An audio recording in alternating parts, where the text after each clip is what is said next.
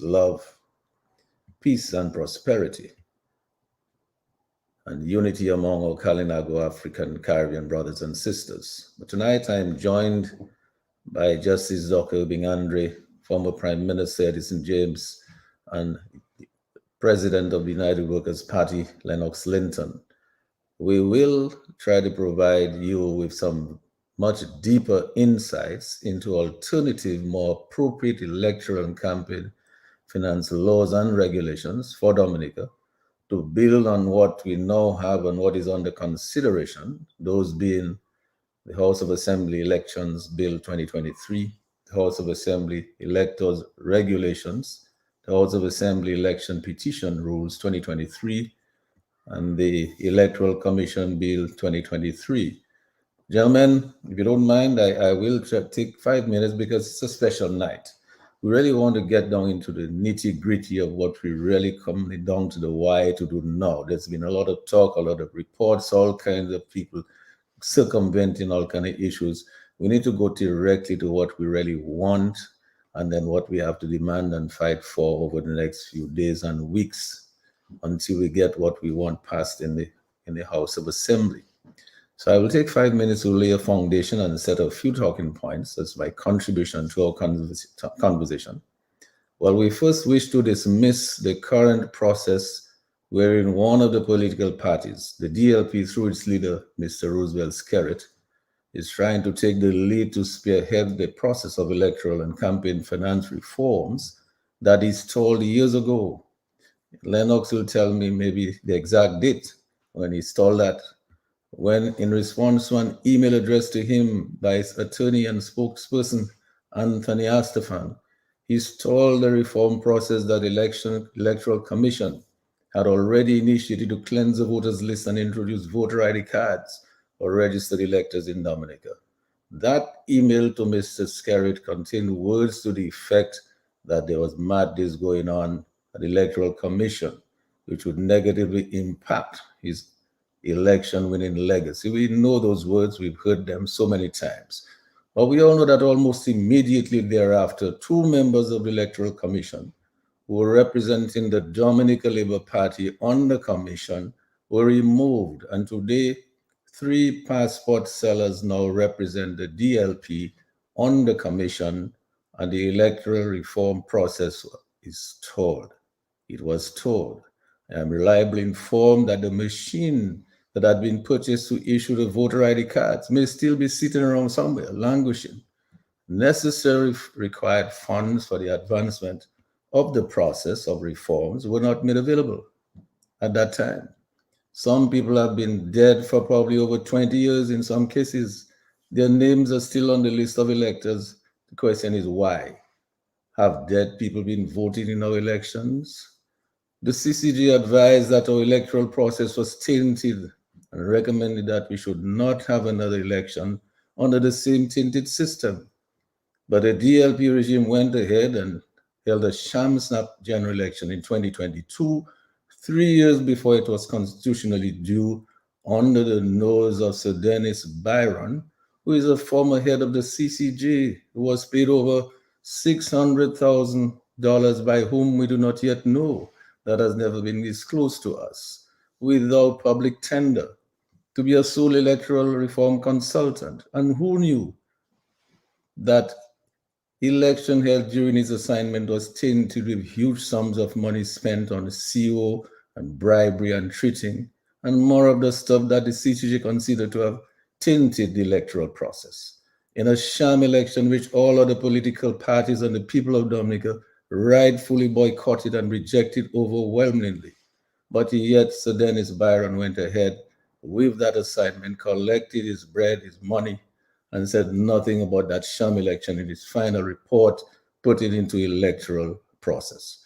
He went ahead and recommended some little softball reforms with simile apologies in his letter to Mr. Skerrit that in many cases could contribute towards assuring the winning legacy of Mr. Skerrit.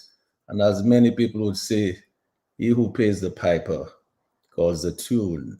And now the same Dominica Labour Party that has a vested interest in pushing its self-interest in winning elections forever You see, the Prime Minister said for 50 years, if an unlevel playing field, they are now trying to hijack the process again in order to continue having an unfair advantage over other political parties through its leader, Mr. Skerritt, who is now trying to take the lead to spearhead the reform consultative process that he stalled years ago by appointing an elected Dominica Labour Party candidate, medical doctor Kenneth Daru, who has no legal background, to spearhead national consultations with unsuspecting people, many of whom have not read and will likely not read the numerous pages of text in the legal and other documents that even A.G. Levi Peter struggled to fully explain when they presented those documents to people invited by the DLP regime to receive the final reports and documents presented by Sir Dennis Byron. So we strongly recommend that the same groups who were given the document by the DLP administration be allowed to take the lead in consulting on these recommendations and draft laws, as they did in the past under the leadership of groups like NJAM and the Business Forum and the churches and the DPSU, and deliver more specific recommendations and possibly more desirable draft laws and regulations to the Electoral Commission, to the People's Attorney General, and to the executive branch, which should then allow the Electoral Commission to review and comment on these recommendations, following which the executive branch would then table those draft laws in Parliament for passage into law. So tonight we will consider and make some very specific recommendations. You recall that we had asked Justice Dr. Andre to help us with that. We hope he will help us with that tonight. Very specific recommendations that can contribute to these draft laws and regulations that we believe are imperative details that are applicable to Dominica's situation in order to bring about a desirable level playing field and free and fair elections that will help stabilize our democracy and quell any notion to make Dominica a one-party state at the whims and fancies of any future wannabe dictator. We will make recommendations that will hopefully ensure that the electoral reform is, as we said the last week, not a prophecy of gloom and doom. Electoral reform is ground zero for Dominica's future. Dominicans will not need to be repulsed by what may be brewing. We don't know what they're brewing over there. That electoral reform is not a curse that will destroy Dominica. We told you so last week. I'm reminding you again this week that Dominicans can get what they need and guarantee that they get it now. That Dominicans must apply the cure for the electoral diseases and save their nature island for the future generations. So tonight, ladies and gentlemen, my very special guest, Dr. Irving Andre, former Prime Minister Edison James, and UWP President Mr. Lennox Linton, will help provide alternative ideas and provisions for laws and regulations, and subsequently, I believe, down the road a little bit, constitutional amendments that will square up with what most right-thinking Dominicans want in revised electoral and campaign finance laws, and for a reconstituted, strengthened electoral commission, a strong, independent chief elections officer who will function and enforce the rule of law without fear or favor, free from political influence from the incumbent administration or any other political forces. We will try our very best to provide essential ingredients and recommendations that the majority of Dominicans can feel comfortable with placing in a petition if they need to, affixing thousands of the signatures to it and demanding that the government pass into law in Parliament. Last week, I made a series of recommendations I myself put together. I contributed those to Dr. Andre. I just will go over one or two of them. We said a complete re-registration of electors right here in Dominica to ensure a cleansed voters list with no dead people and non-residents therein.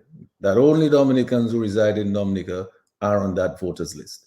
That campaign contributions should be limited to $30 per constituent to any candidate in any constituency, a maximum of $1,000 from any Dominican corporate entity to any party candidate.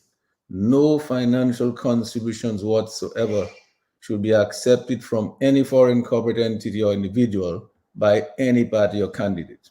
The campaign period should be no more than 90 days prior to election day.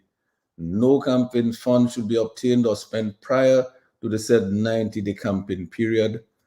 All campaign funds received and spent must be reported to the Electoral Commission within 1 week of after election day. That any breach of electoral and campaign finance laws and regulations by any candidate should be punishable by disqualifying such a candidate.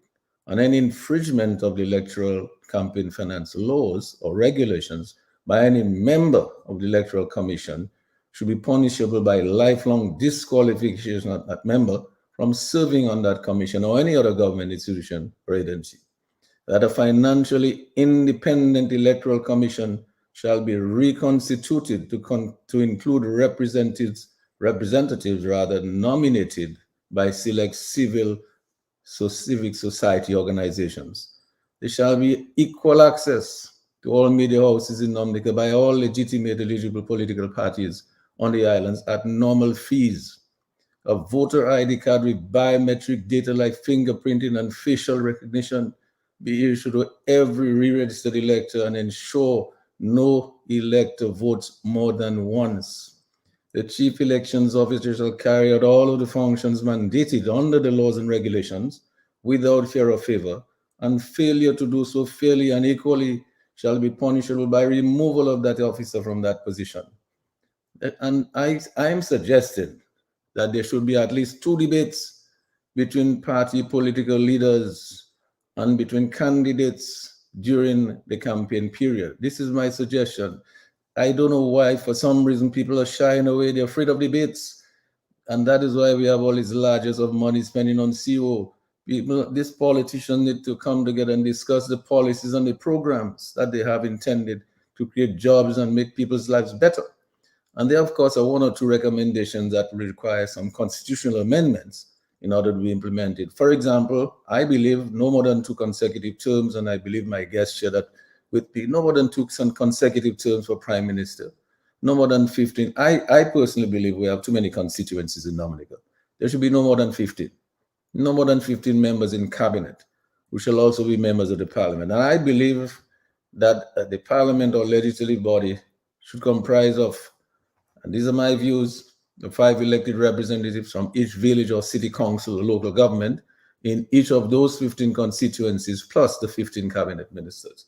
So I believe we should have less constituencies, and we should have really these people who are elected should be in a minority in any parliament. There should be a separate legislative chamber where I believe we should strengthen local government and empower them to be in that parliament, and they should really have overwhelmingly larger numbers than those people in cabinet when the laws are made. And I believe there should be a fixed date for elections every 5 years. The president, that's my view, the president, the prime minister, the attorney general should all be elected by the registered electors contained in the voters list in a general election on a set fixed election date every 5 years. I believe they all should be elected by all of the people. My distinguished guest tonight, ladies and gentlemen, Justice Dr. Irving, former Prime Minister Edison James, and Irving President Lennox Linton, will certainly help us unravel and demystify these imperatives. And some of those I just mentioned, I'm sure they themselves have their own, and some of them, I hope, will coincide with what I'm suggesting. So that all civic organizations and Dominicans in all walks of life can all sing from the same hymn sheet going forward to secure their demand for free and fair elections, to strengthen their democracy by getting the right reforms in that legislation that we're all talking about. So be sure to tell your friends, your associates, and friends of Dominica. Stay tuned for another exciting, informative, and insightful Global View on Q show tonight. You will not hear this level of complete electoral campaign reform analysis and unadulterated recommendations anywhere else in Dominica except right here on Q95, the big station, and from illustrious people like the guests I have here with me tonight. So wherever you are in Dominica, in the region and globally, please stay tuned, call in and join the conversation, get the answers to your questions, be part of the solution. And as usual, we all say a huge shout out and hugs, and much love and appreciation, and a big thank you to our healthcare providers, our frontline workers, our police and fire officers, teachers, doctors, nurses, and other public and private sector persons. We love you all, and we want to reach out and embrace all of you. We know that you work hard under difficult circumstances. So we welcome every Dominican and friend of Dominica. We embrace you wherever you are tonight, every nook and cranny in every village, in every community, in the region, globally. Thank you, Sherwin, keeping us on the air. Thank you, Lambi, on the console at Unit 5, directing the traffic. We will take your calls later. People's voice matter, as always, it is a priority. Let's get started. Dr. Irving Andre, I go to you to have the first word to get us going. Oh, good night. You do so at your peril. But before I start, let me say good night to your distinguished panelists, obviously Honorable Edison James, Honorable Linton, Dr. Lambi, showing in the background, your listeners, those who have taken time off from their heavy schedule to listen to what these aging diplomats have to say. But probably I'm speaking only for myself, to be quite frank with you. What I will say will probably repeat to some degree what you have said, Mr. G, because quite frankly, what we're talking about is not exactly rocket science. In many respects, it is common sense, or should I say, in many respects, it is basically doing what is right. But I prepared a little script because sometimes I go off key, and my singing is not as good as Mr. Linton. I cannot improvise. I just have to follow the script and the songbook, or I just have to follow my mouth organ. But here goes. On March 27th, 2008, a senior counsel, Tony Astafan, and close ally of Prime Minister Roosevelt Skerrit, sent this infamous email to Mr. Skerrit, warning him of the madness going on at the Electoral Commission and the grave threat to Skerrit's electoral winning legacy if the Election Commission cleaned its bloated voters list and introduced voter identification cards. Thereupon, the Prime Minister refused to grant the Commission funds to obtain voter ID cards and replaced 2 members of the Commission with 2 of his legal cronies.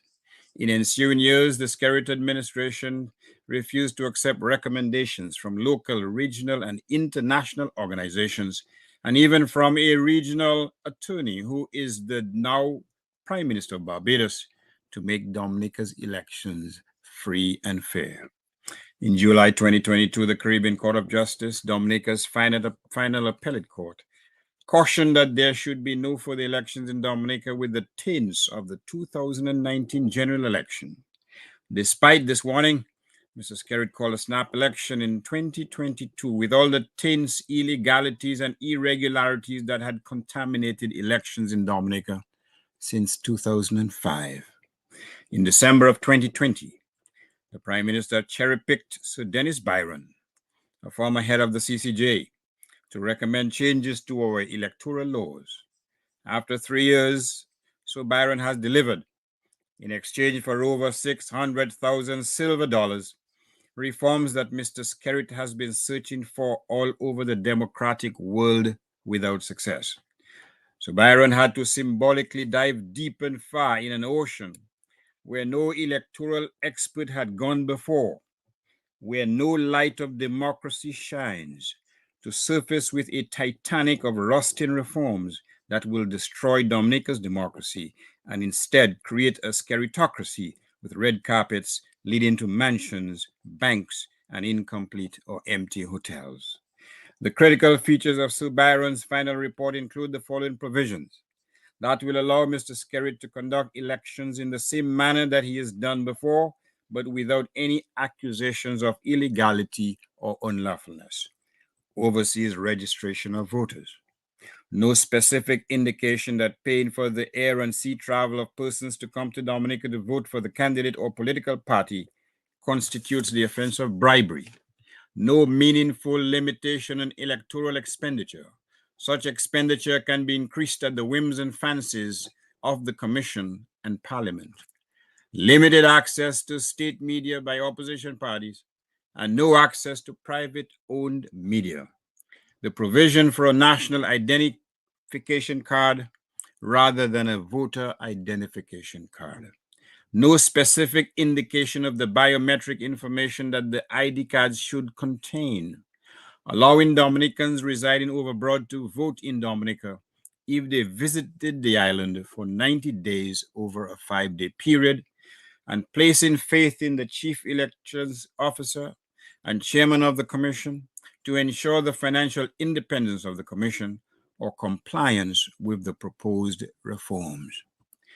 The Byron recommendations amount to nothing more than a recipe to continue holding elections in the very same way that concerned the CCJ in July 2022, despite the pious invocation of God by Dominica's leadership. It normalizes corruption in the holding of elections in Dominica and effectively ensures the catastrophic implosion of Dominica's democracy. For these reasons, patriotic Dominicans, irrespective of their political affiliation, should reject Byron's prescription for a dictatorship and perpetual rule of the current administration. Rather, in accordance with the best practices in the Caribbean concerning free and fair elections, the recommendations of international organizations such as the United Nations and the Organization of American States, and the warning issued by the CCJ, we recommend the following elements of free and fair elections that are required to preserve Dominica's democracy. There is no significance to the order in which these proposals are made. 1. Fixed dates for general elections enshrined in the Constitution. 2. The Constitution should provide for a system of elections based on the first-past-the-post system, as we currently have, to one which incorporates a limited form of proportional representation along the lines set out in the February 1999 Constitution Review Commission report of the late Justice Telford Georges. 3. A prime minister should serve only 2 consecutive terms of office. 4. There should be a new process of re-registration of voters. 5. Only those persons who are ordinarily resident in Dominica for a fixed period before an election should be eligible to vote in elections in Dominica. 6. There should be a specific national voter ID card issued to all eligible voters in Dominica with biometric data, including fingerprinting. 7. There should be no overseas registration of voters. 8. There should be a fixed timetable for the cleansing of the voters list. 9. All political parties should have equal access to both state and privately owned media in Dominica during an election period. 10. There should be fixed limits on campaign finance and expenditure, both before and during any reported period stipulated in the applicable legislation. 11. Foreign persons, companies, or governments should be expressly prohibited from contributing either directly or indirectly to any candidate or party during a general election. 12. There should be fixed limits on the amount of money that a Dominican or local company can contribute to the election campaign of any candidate or political party.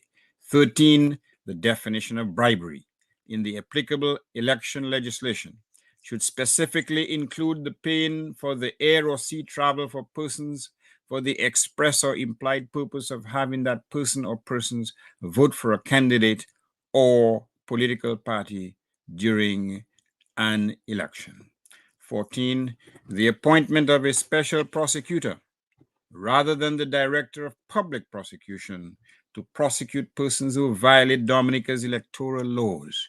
In the case of election petitions, the DPP's discretion to nullify any prosecution should be eliminated. 15.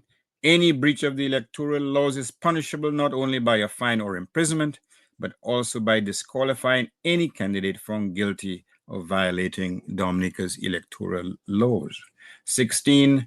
The financing of the Electoral Commission by a duly constituted independent body rather than by the Minister of Finance or by Parliament.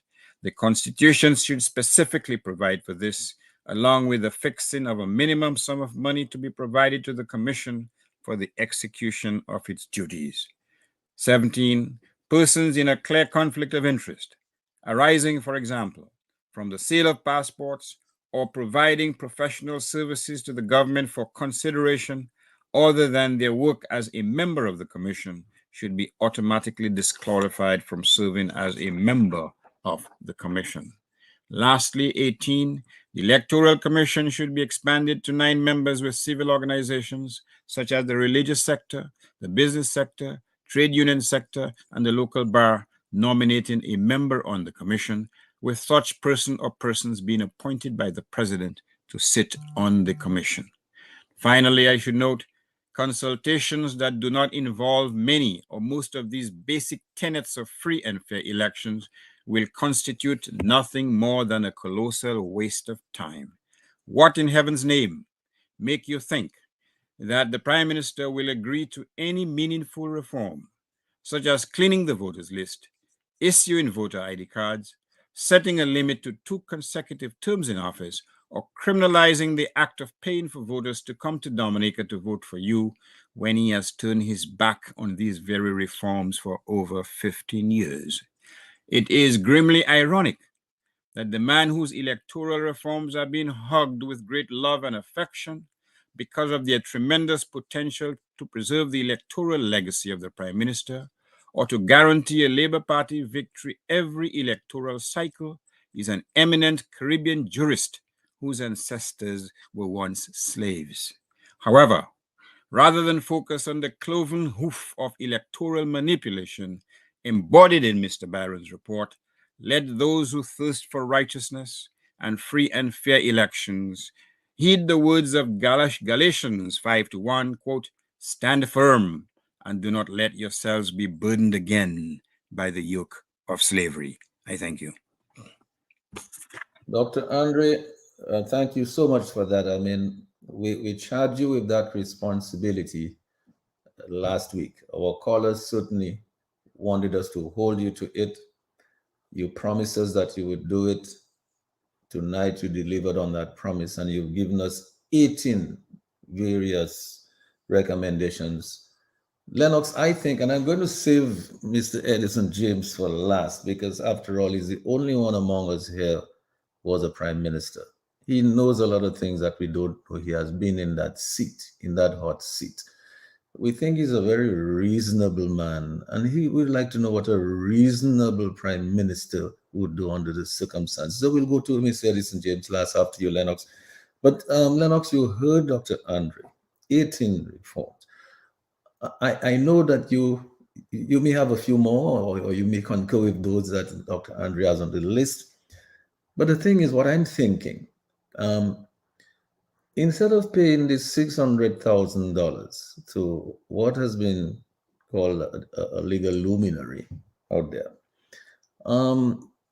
I am pretty sure that we can find one lawyer, a Dominican lawyer, who has some experience in drafting, to take those recommendations that will come out here tonight, and Dr. Andre has already delivered on some of them, and simply put those things into the draft legislation, because in fact, it cannot take that long to put those recommendations like this into that and to deliver. And this group that we have had in Dominica, I think, and they used to go under the name of the NJAM. It was under the umbrella of the NJAM, and then later Business Forum, and now we understand it's been called Electoral Reform Coalition.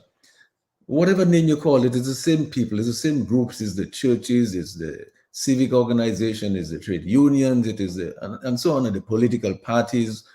It is the same group, and they have a vested interest in ensuring that we have free and fair elections and we preserve our democracy.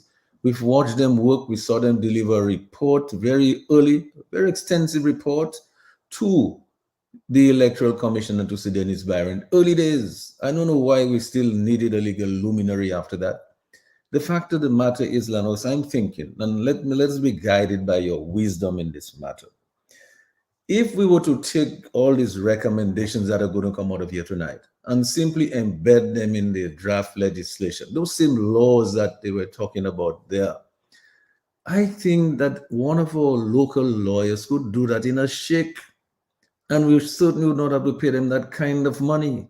And we could have draft legislation that really reflects the will of the people that will deliver free and fair elections to preserve the integrity of our democracy. And we could be on our way going instead of having to wait how many years and everybody pretending that they really want and they're waiting and they're anxious for Sir Dennis Byron. And as soon as you bring it, we're taking it there because maybe they know what's in it. Lennox, your views. You only unmute your mic. Thank you, Sheridan. Good evening to fellow panelists, Dr. Andre, Honorable Edison James, Mr. Charles in the studio. Sheridan, thanks for the invite.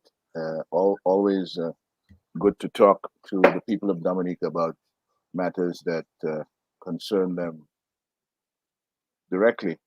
And let me first of all thank Dr. Andre for his analysis of the essential elements of reform that the people of Dominica were looking forward to, but in large measure did not receive in that consultation exercise of Dennis Byron.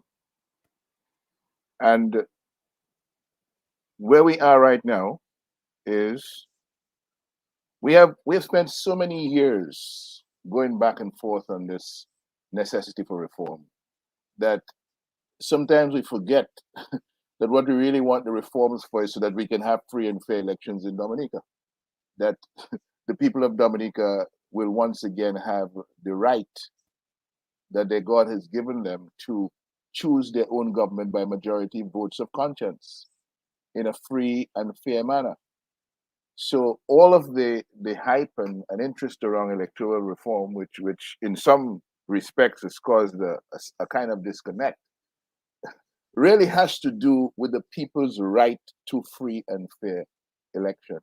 And as a result of the people having that right taken away from them through the last 3 or 4 election cycles, we have seen the impact on lives in Dominica, on lives and livelihoods in Dominica.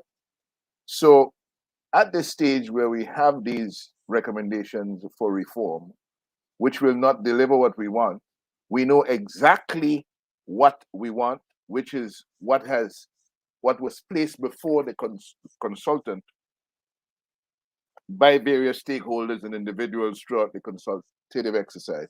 And Dr. Andre has just summarized brilliantly what is it we really needed, but we did not get from this $650,000 exercise. I'm minded to say at this time, Sheridan, it seems like the pro bono works much better for us, and it is where we pay money, big money. Well, let me just.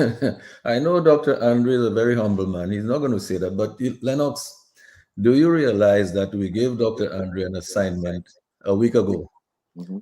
and the man has delivered in 1 week what took some, but what 3 years? It took another gentleman to deliver, and did not deliver. Yeah, but Dr. Andre is reading from the hymn sheet of the people of Dominica, which was effectively presented to the consultant over that 3-year period of the assignment.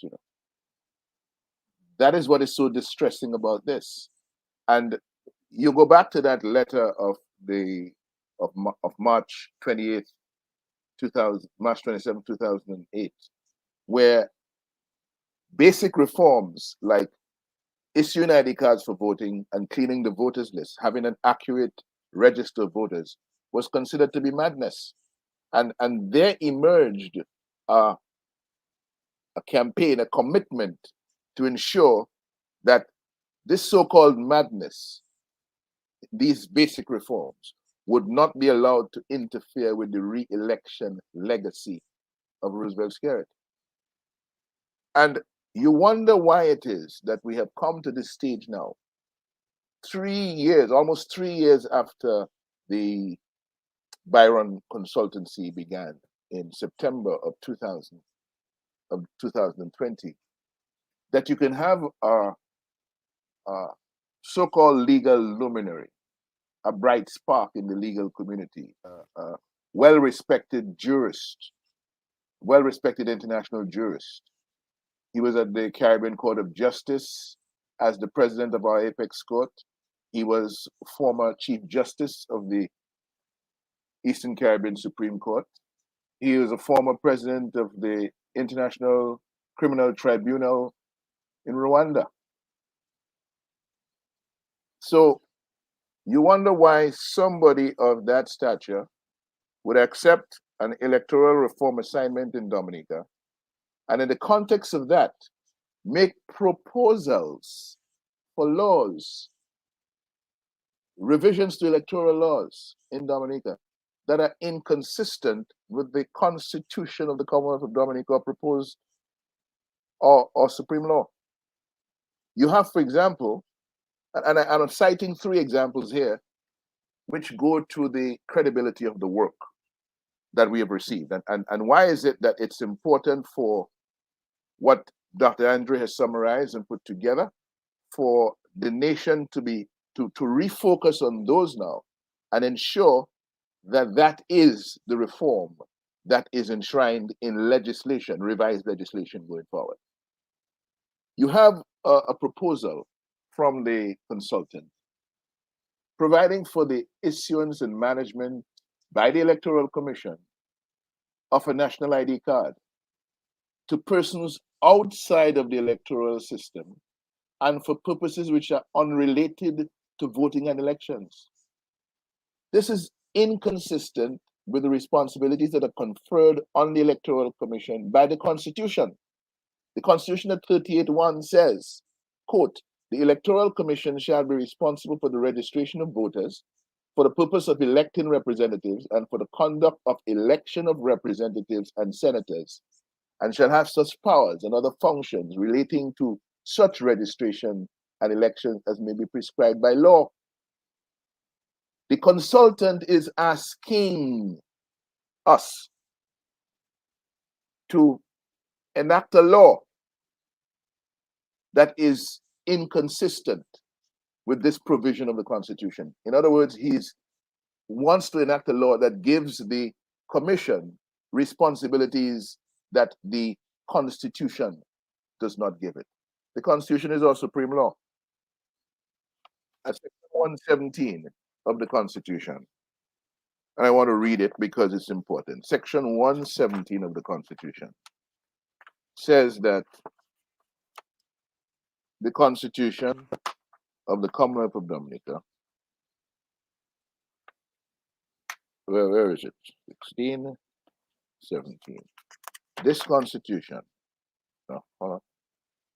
I don't know. Yeah, this Constitution is the supreme law of Dominica, and subject to the provisions of this Constitution, if any other law is inconsistent with this Constitution shall prevail, and the other law shall, to the extent of the inconsistency, be void. How can a legal luminary, outstanding international jurist, be proposing the enactment of laws, electoral laws, that are offensive to the Constitution? There is the proposal to set up enrollment centers overseas for the confirmation of voters, which is a violation of Section 13 of the Constitution because of the inherent discrimination presented by that particular proposal. The Constitution at Section 13 says, Section 13, let me read it. Where is it? Section 13. Here, okay. 13. Subject to the provisions of subsection 4, 5, and 7 of this section, no law shall make any provision that is discriminatory either of itself or in its effect. This law that will provide for setting up of some certain enrollment centers in a limited number of jurisdictions around the world, when Dominicans are scattered far and wide across the globe, is going to give access not to all Dominicans living overseas, but to some Dominicans, meaning that you're going to discriminate against Dominicans who will not have access to the 4 enrollment centers that you will set up overseas. It will be an act of discrimination against all of those who will not have access to the 4 enrollment centers that you're setting up overseas for the purpose of reconfirmation on the register of voters. And therefore, it's a violation of the Constitution. There's finally the question of the residence criteria that puts you on the register of voters. You have to be resident in Dominica for you to get on the register of voters in Dominica. The Constitution provides for that. And then we have laws that seek to disqualify you from voting if you're absent from Dominica. Absence on one hand means presence on the other hand. There's a difference between residence and presence, right? So we cannot go from residence. The qualification is not presence in Dominica, you know. The qualification is residence. So when we come for disqualification, it cannot be absent. It must be no longer resident in Dominica. That is the qualification, that is the consideration for disqualification. And in that sense, where we are talking on one hand about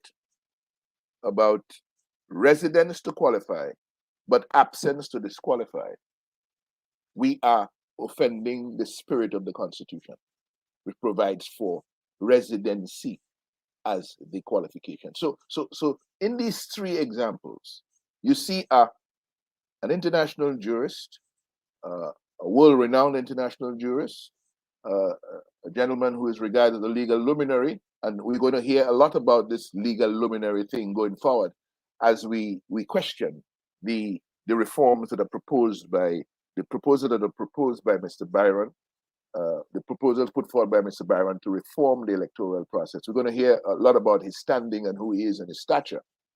But the proof of the pudding is in the eating. It's his work that we must now assess. And when we look at the work, we see clearly that this is somebody who did not come to present reforms for the good and for the public interest of the people of Dominica in free and fair elections. This is somebody who came to do a particular job for the very same individual who has, from since 2008, been protecting his re-election legacy against basic electoral reforms. We now see some excitement around implementation of those reforms, and we should not even stop to wonder why. We know why there's this excitement, simply because a job was requested and the job was done to the satisfaction of he who requested the job. We thought all along that Dennis Byron was a man of the stature capable of understanding that while he was contracted to do an assignment by the cabinet of ministers, the head of cabinet in Dominica, essentially he was working for the people of Dominica. And so his work should not be influenced, especially in the context of electoral reform and the voting system in Dominica and the necessity for free and fair elections, that work should not be influenced by any party specifically, that it should be independent, it should be objective, and it should be uncompromisingly in the public interest of free and fair elections. That's not what we got. And so it is necessary now for us to focus the public mind and the public commitment on ensuring that the proposals for changes to the process which amount to genuine electoral reform, as outlined tonight by Dr. Andre, is what we move forward with and what we get from the system and those responsible, those who are in government and those who are going to take the legislation to Parliament. That is what we want from them, because we the people are the ones with the power, and we are the ones with the responsibility to instruct those we have transferred the power to tell them what is it we want. And the agenda going forward is to be clear with those instructions to those who claim to represent us. Now, thank you, Lennox, again for that. Brilliant. Um, uh, Before I go to Mr. James, Dr. Andre, there are people who have just joined us now. Many more people have joined us now on Facebook and on YouTube who may not have tuned in earlier. Some of them may not have heard the list of recommendations that you came out with.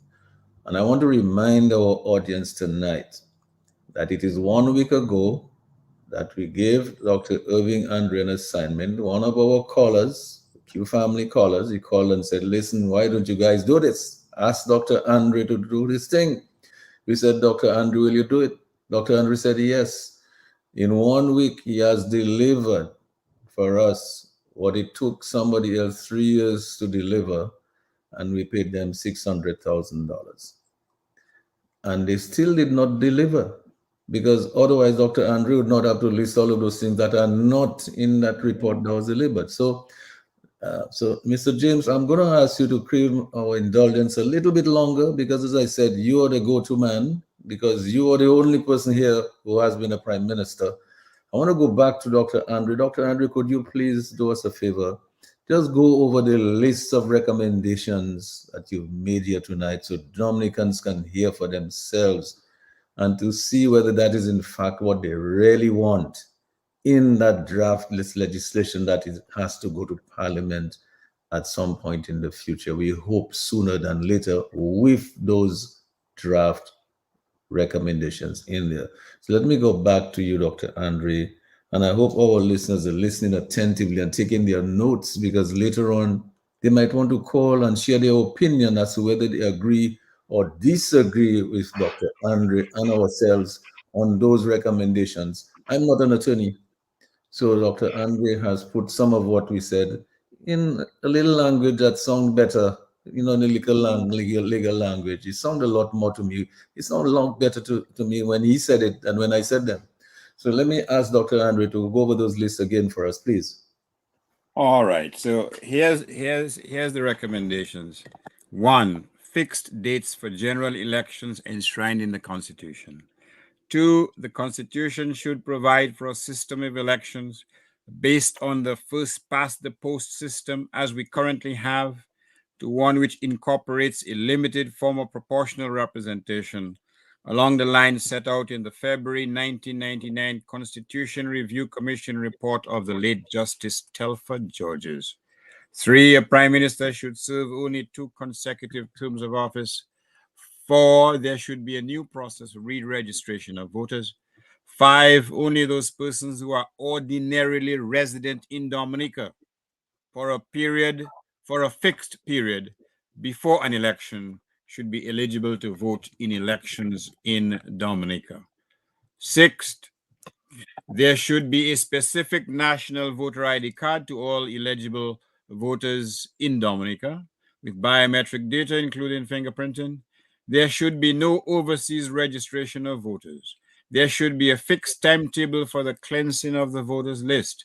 9, all political parties should have equal access to both state and privately owned media in Dominica during an election period. 10, there should be fixed limits on campaign financing expenditure, both before and during any reporting period stipulated in the applicable legislation.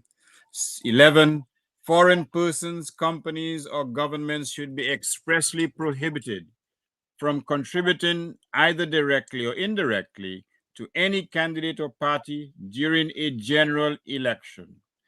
12, there should be fixed limits on the amount of money that a Dominican or local company can contribute to the election campaign of any candidate or political party. 13, the definition of bribery in the applicable legislation should specifically include the paying for the air or sea travel for persons for the express or implied purpose of having that person or persons vote for a candidate or political party during an election. 14, the appointment of a special prosecutor rather than the director of public prosecutions to prosecute persons who violate Dominica's electoral laws.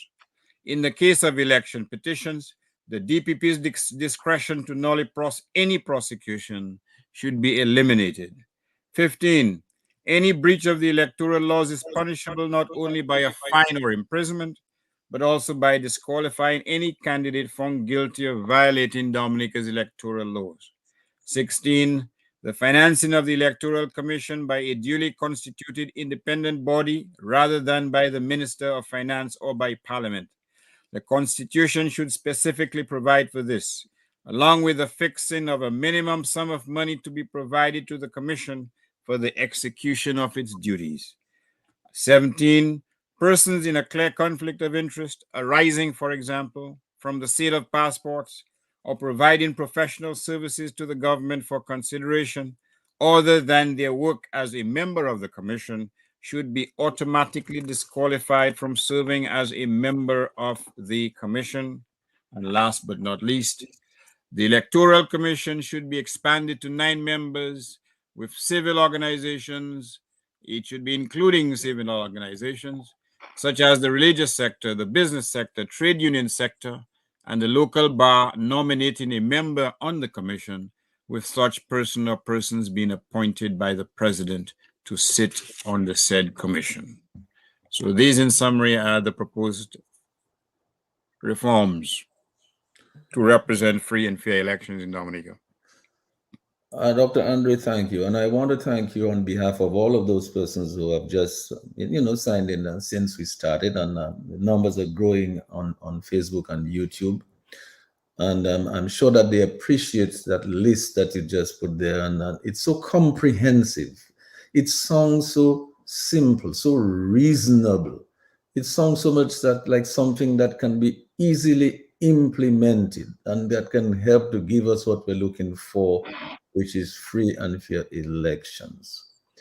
Mr. James, I suspect it is possible that by the time you're finished making your presentation, your first presentation, it's possible that you may have one or two things you may want to add to that, or you may be satisfied that the list that Dr. Henry has prepared adequately represents some of the things that you yourself would like to see. As I said, I have to defer to you. You're the only one among us here who has been a prime minister.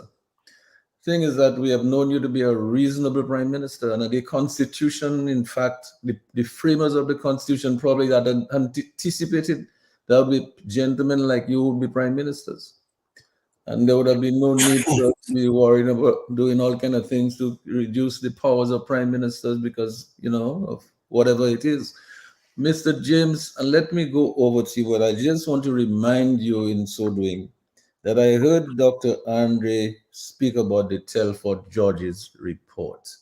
I believe that it was your administration that gave that assignment to the Telford George's, and it was they who came up with those recommendations, but your administration did not remain in office long enough to implement some of those constitutional amendments that would have been required to give effect to those recommendations. I really want to go over to you now to give us the wisdom of your thoughts on all of this as we go forward and as we say to the people who are listening to us in Radio Land, globally, regionally, locally, and to say to the civic organizations that are listening us to that are meeting from time to time, they've heard that list of recommendations from Dr. Andre. I don't know how soon, Dr. Andre, by the time we finish here tonight and we've tweaked whatever it is we have to tweak here afterwards, don't know how soon thereafter he'll be able to give us a list which we can circulate to those civic organizations and ask them to consider those in discussing going forward to be in fact what it is that we're talking about in terms of consultation, in terms of what Dominicans want in their constitution. I believe it is a good idea for them to take a very close look at this and for the discussions going forward to be really around those recommendations. Mr. James, let me go over to you now. Okay, thank you, Sheridan. And let me say good evening to you and good evening to your listeners and viewers. Good evening to Dr. Andre and President Lennox Linton, to Sherwin and Lambie, and all the others that I've missed out so far. Coming as I'm doing after the illustrious presentations that have been made so far, it is perhaps appropriate that I just say I agree with everything God have said, and let me go and rest myself. It's a lot of rain, heavy rain here in Barbados, and it's a nice time to be under the covers. But I, I have to yield to your demand and request, and I'm happy to do that. Um, with respect to the recommendations, proposals made by Dr. Andre, let me say that essentially I concur with all of them. There will, of course, be the requirement, the need for constitutional intervention, revision of the Constitution, amendment of the Constitution to effect some of them. In some cases, it will require a referendum. So, but that doesn't mean that these are not desirable actions and changes that should be made. With respect to the comment about the Telford George's assignment engagement, yes, we thought that it was important, having had so many years elapse between the time the Constitution came into being in 1978 and when we asked um, Telford George's, Justice George's, to do that review, it was necessary and came up with some recommendations. We did not, of course, have the constitutional mandate, the numbers in the parliament to give effect to many of the recommendations.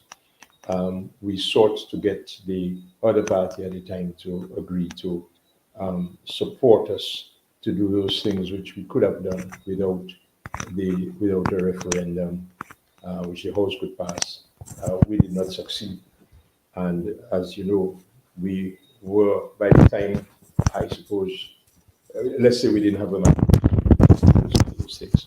Is somebody else's mic on? There is, we can turn it off so that we less interference with James. Mr. James, go right ahead. But having said that, I concur generally broadly with the recommendations made by and let me just make some observations.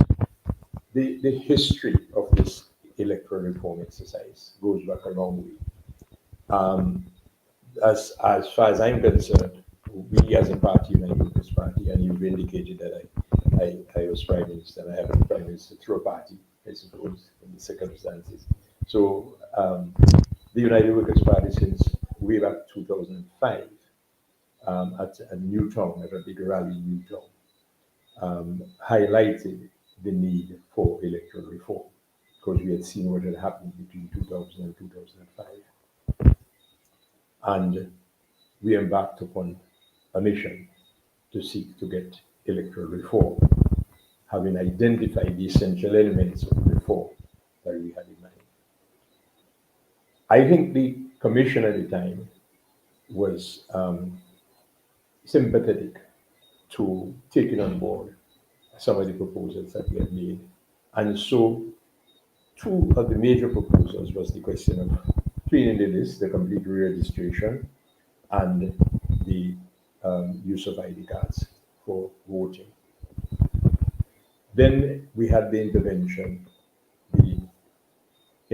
of Anthony Estefan in that notorious email, which I think you referred to earlier, in which he directed Mr. Skerritt to stay away from electoral reform as being proposed by the Electoral Commission. Okay? And everybody knows that, every school child knows the details of that email. If they do not know, if we think they do not know, it is perhaps desirable for us to make sure that they know. And just as how Sheridan used to have to do recitation, then Lennox would know that he used to go at the church, in the Methodist church, and he had to salute, and then he recited. So we need to probably get it in a way that every school child can recite that recitation as encompassed in that Tony Estefan notorious email. Do not drift too far. And he went on.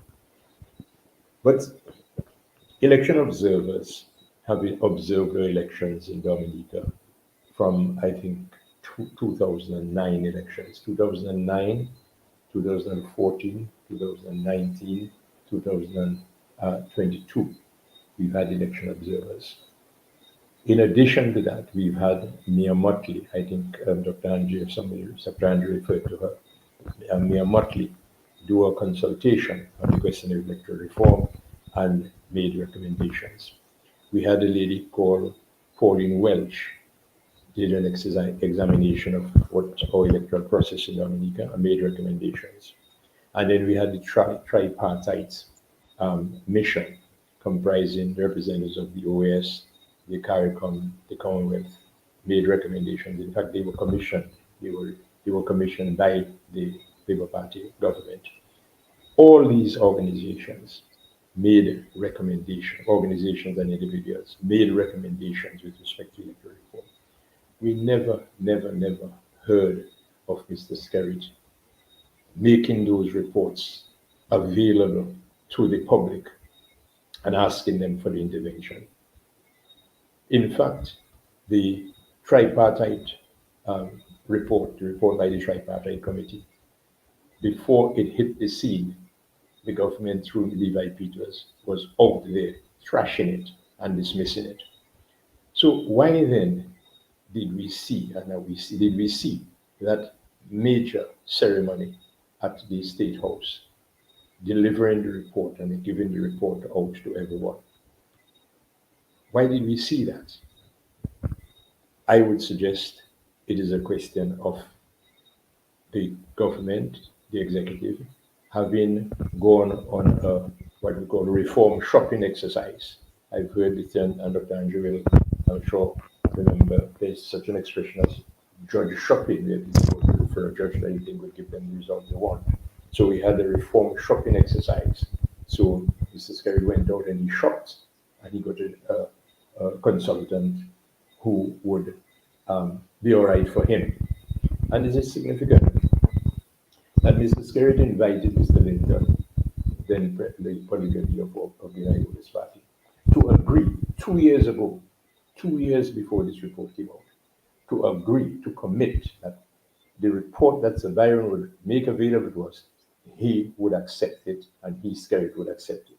Why would Mr. Skerritt want to tell us that he's asked somebody to do an exercise for him? He's looking for recommendations from that person, supposedly independently arrived at.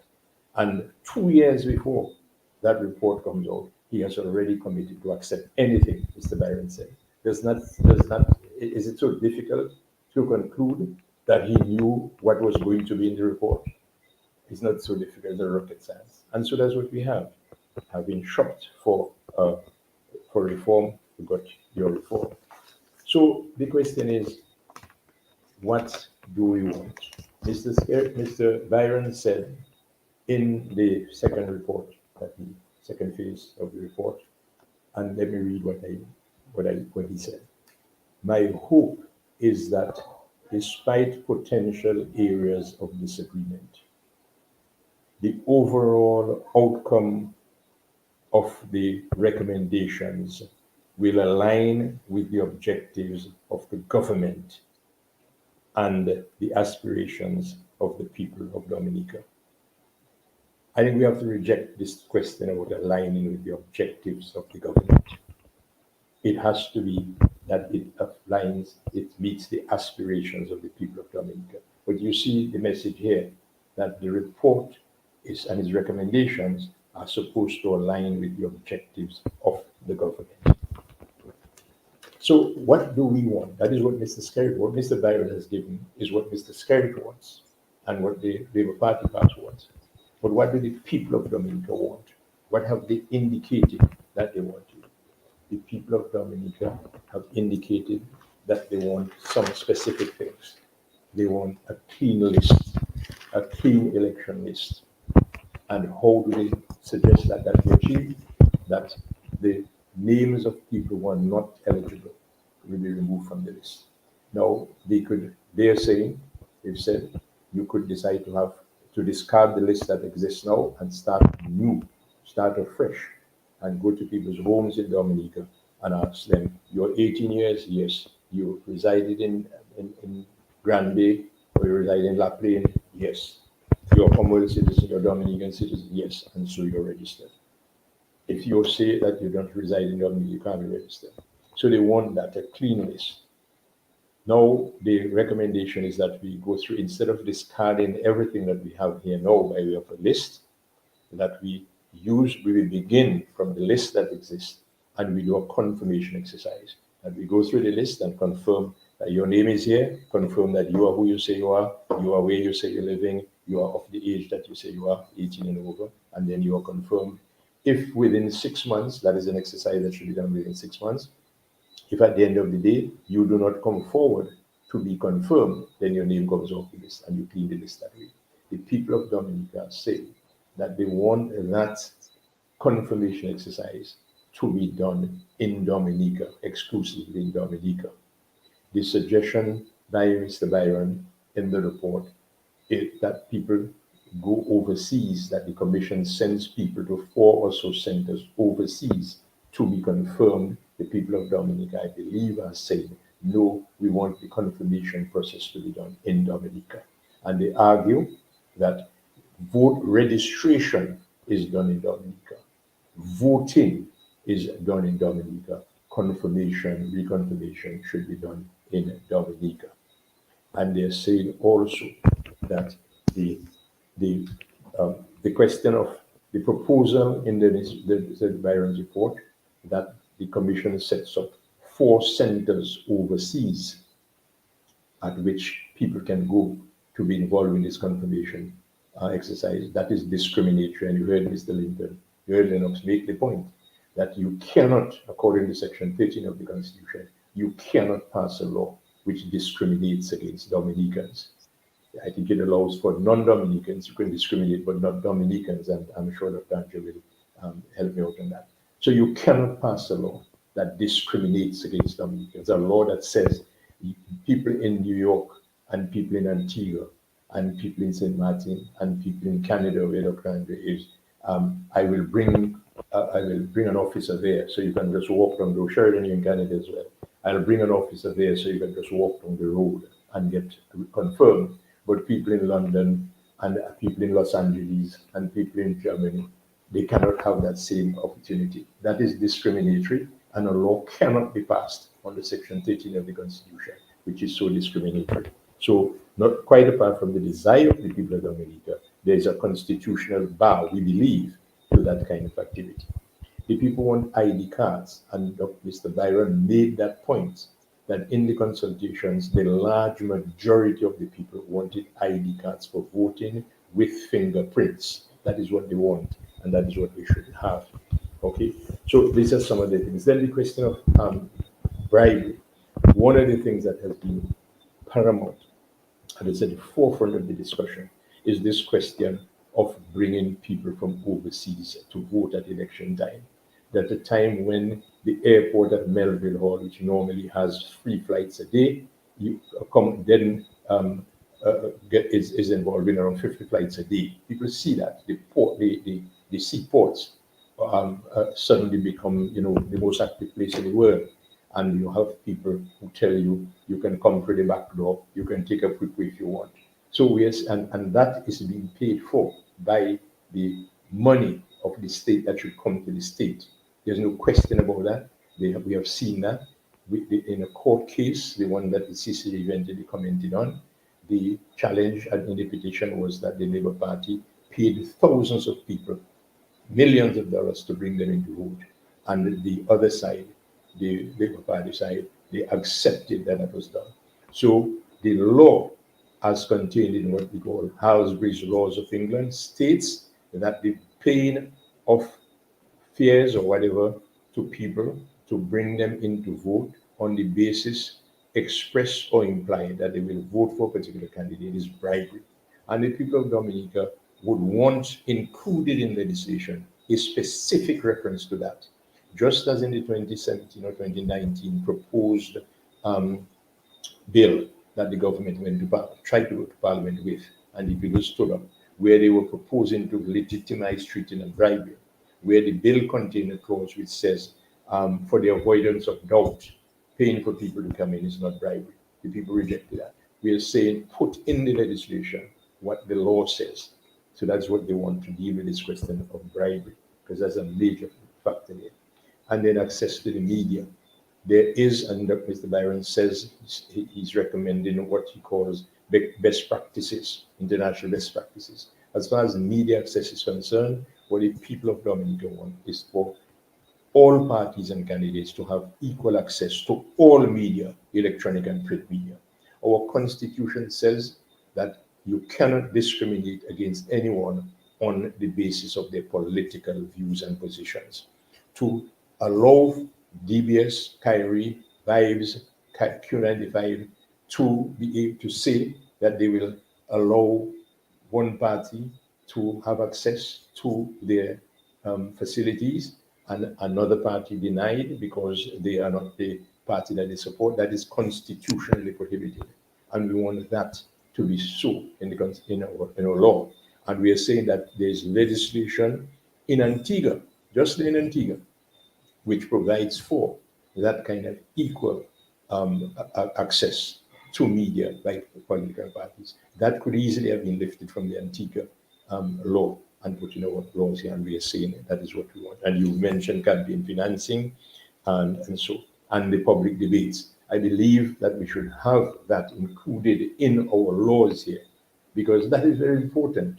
We talk about election campaign is about persuading people, talking to people, put forward your plans and programs to them, compare what the other side is saying. So it is not out of place. I haven't heard this before in that kind of precise way, but Mr. Gregoire, when you mentioned it, and I agree with you, put it in the law that at least two debates between the leaders of the political parties and at least one between the candidates in the constituencies. Why should they run away from debates? No. What is the end product of this electoral reform? Is to have free and fair elections. Free and fair elections. There's no question that our elections have not been free and fair. Mr. Sheridan has touted, and gentlemen, please help us to inform our people. This lie Mr. Skerritt is telling, that elections that all observer missions have said our elections were free and fair, that is not true.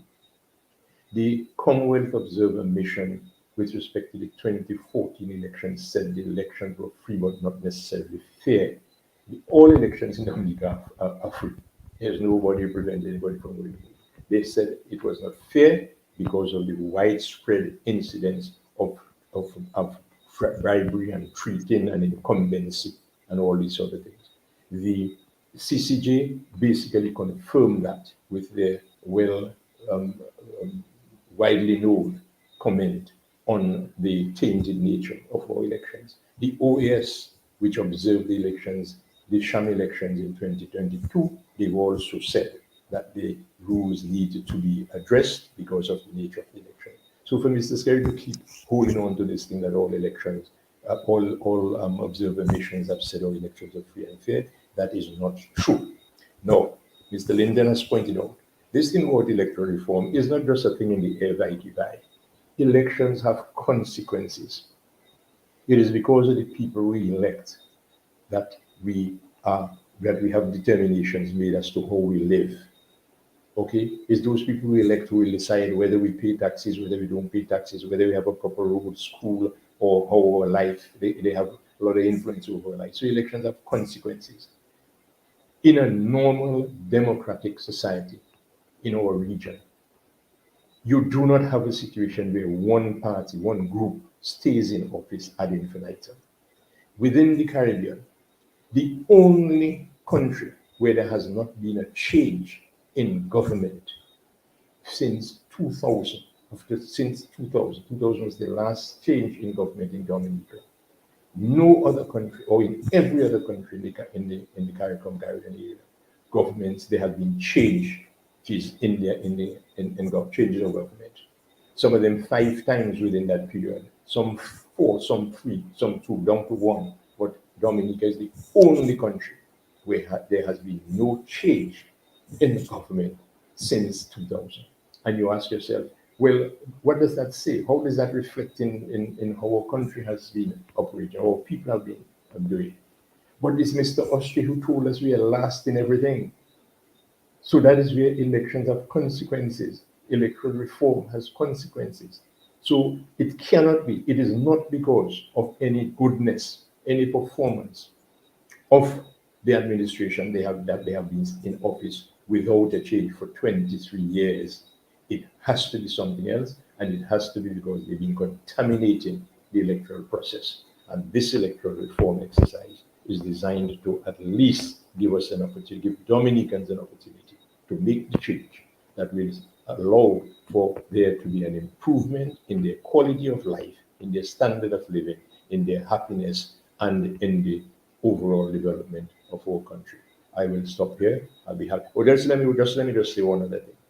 Gentlemen, when people, I think Mr. Linton mentioned the importance, the fact that we have to examine Mr. Byron's report in the context of what he's given, how he was engaged, and what we are aware that Mr. Byron, after having presented his first report in 2022 November, in January, 23rd of January 2023, Mr. Byron had an engagement, a telephone or Zoom engagement with the Skerrit. And a number of the proposals and the positions that Mr. Byron had taken and articulated, either in his report or in other communication, Mr. Skerrit took him to task at that meeting of the 23rd of January. And Byron changed his position on a number of those things, which you saw reflected in the final report, even to the extent of him recommending something which he himself recognizes is unconstitutional. But Mr. Skerrit, I would say, almost browbeat Mr. Byron in that meeting of the 23rd of January, where many things that Mr. Byron had indicated is his position, or the positions that the people had indicated to him through the consultations, he changed his position on them. And that is shameful. Thank you very much, Mr. James. I mean, spoken truly like a real prime minister. Obviously, you have the experience, you have the knowledge, you have the wherewithal, and you've been there and you've done that. We promised tonight that we were going to allow our callers and the calls to take priority. We're going to do that now. Nambi, I'm going to ask you to give the callers a number so they can, have their say on callers. But just before you do that, Lambi, I just wanted to say something here. Mr. James pointed to a few things. Dr. Andre gave us this comprehensive list, 18 reforms, straightforward, simple. A legal luminary gave us 4 documents with many pages that really didn't say anything like what we heard from Dr. Andre tonight. To all of you who are listening out there, Radioland and on the internet and so on, and to all of the civic organizations, the leaders of civic organizations, the Chamber of Commerce, Employers Federation, the Manufacturers Association, the CCM, the Business Forum, NJAM, all of you all listen. I don't know whether you really have read that document, the documents that were given to you. I mean, it's going to take a long time for you to read them. And you're all bright people. I mean, Dominicans are bright people, but yet, I mean, are you going to tell me you're going to ask a farmer, out there to take how many weeks to read all this legal jargon? And we have read it ourselves and we haven't found anything in it that is uplifting to the extent that it reflects anything like what Dr. Andre said tonight. My question I want to put to the people tonight, Lambi, before I go to you. You've heard from Dr. Dennis Byron's report. You've heard from Dr. Irving Andre tonight, 15 clear, straightforward recommendations that we know are implementable that the Dominicans desire. The question is, and you tell us when you call, who do you trust? Who do you trust with your electoral reform? Do you trust Byron or do you trust Andre? Tell us when you call, please. We really want to hear from you tonight. Let me give the people the numbers. And I'm hoping, Dr. Andre, that you will be able to give us this document tomorrow. I might tweak it a little bit to add anything else that needed to be added from what we have said here tonight and what Mr. James has said as well. But we want to be able to prevail on you, Dr. Andre, to be able to, if necessary, to ask you to come on we know you're very busy during the day. If you have a moment you can spare us on the hot seater on Talking the Block, to come and explain and go through those recommendations for the people and explain to them and take the people's calls, hear from them, hear the responses to you, and you give them the explanations.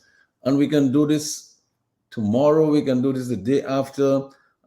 So I hope that you'll be able to make yourself available, because we have to keep the momentum going. We have to keep this discussion alive. So over to you, Lambi. You are listening to or viewing viewing the Global Viewing Queue. We now open up the lines to take your calls. The numbers are as follow: 449-3095, 449-3096, 449-3097, 616-4257, 305-432-9624. Let me run those numbers again: 449-3095, 449-3096, 449-3097, 616-4257, 305-432-9624. And we already have a couple callers. So let's take this call on the overseas line. Caller, please go ahead. Good evening, Lambi. Amen. Good evening to Mr. G. Yeah. Brother Justice Andre, Mr. James, Honorable Linton. Good evening, sir. Mr. G, Byron is a hitman, a hired hitman. So there's no way we could trust him. But I would like to add two more, because I don't know. I think Honorable Linton maybe have one of them, but I didn't hear the other one from Dr. Andre, in that any matter that has to come before the court pertaining to our election must be heard within 90 days. And the other one I would like to propose is that anybody voting in any other jurisdiction shouldn't be able to vote in Dominica. But everything else, I think I confirm and I'll support Mr. Andrew 100% with his recommendation, Mr. G. I think it's very good. We need result. And you see, the basic of this exercise is it doesn't all affect our electorate, but our whole democratic system. We want to enhance and make it stronger. And that is a key importance for me. Because I don't want to live in Cuba or Venezuela or China or Russia. I want to live in Dominica. Thank you. I'm listening, Mr. G. And thank you so much for that, Lambi. You want to take another call, or you want us to go ahead until... Okay, so let's go ahead. Dr. Andre, we're getting a lot of feedback here, but before I go, Lambi, let's go over to you. Yes, caller, please go ahead. Hey, beloved gentlemen, blessings and thanks. Blessings to you, sir. I know years ago we had intellectuals digging people out of the grave of ignorance. Now you have the residual or the intellectual residue of digging graves and burying people in the graves of the ignorance. That's why the criminality is being facilitated by brilliant people, educated people, lawyers, and, just name it, passport wheelers and dealers and all of that. But let me give thanks to Dr. Andre with his alternative recommendations, if I may use that term. Because I don't know if it takes Dr. Andre 5 years to do it. Doctor, can you maybe take you a longer time? But I know it took you a lesser time. From the last program, Mr. Gregoire? From the last program, I think somebody suggested that he should do that. Am I correct? As a matter of fact, you're very correct. It was just a week ago, I don't know what is going on with Andre. I don't know what food he eating. I don't know what his wife giving him. What is that? But it's 1 week ago we asked this man to do this thing, and he gave us a comprehensive list of recommendations tonight that, as you know, a legal luminary was not able to give us in 3 years, and we still didn't get what the people wanted. Can you imagine? Quite applicable, quite reasonable, quite logical, and, basic. There's nothing to pull your hair to get your hairs getting gray. And look at that. But that is to facilitate free and fair elections, what Dr. Andre is recommending. The alternative to the cat litter from I do not want to mention that man name. I created a word to put the sub. I will not deal with it. But I'm just saying, gentlemen, what needs to be done to counterattack that onslaught, that violent attack on the unsuspecting people of Dominica?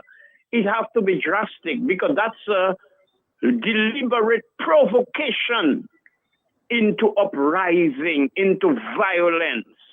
And that's what I see. I did not recognize the former prime minister, but sorry, but I know there are two guys, they in the former lives, they may be prime ministers, and I'm not going to say who, but Mr. James Blessing. So I am just saying, gentlemen, something drastic needs to be done with mobilization, motivation, and organization. And what do you think, Dr. Andre?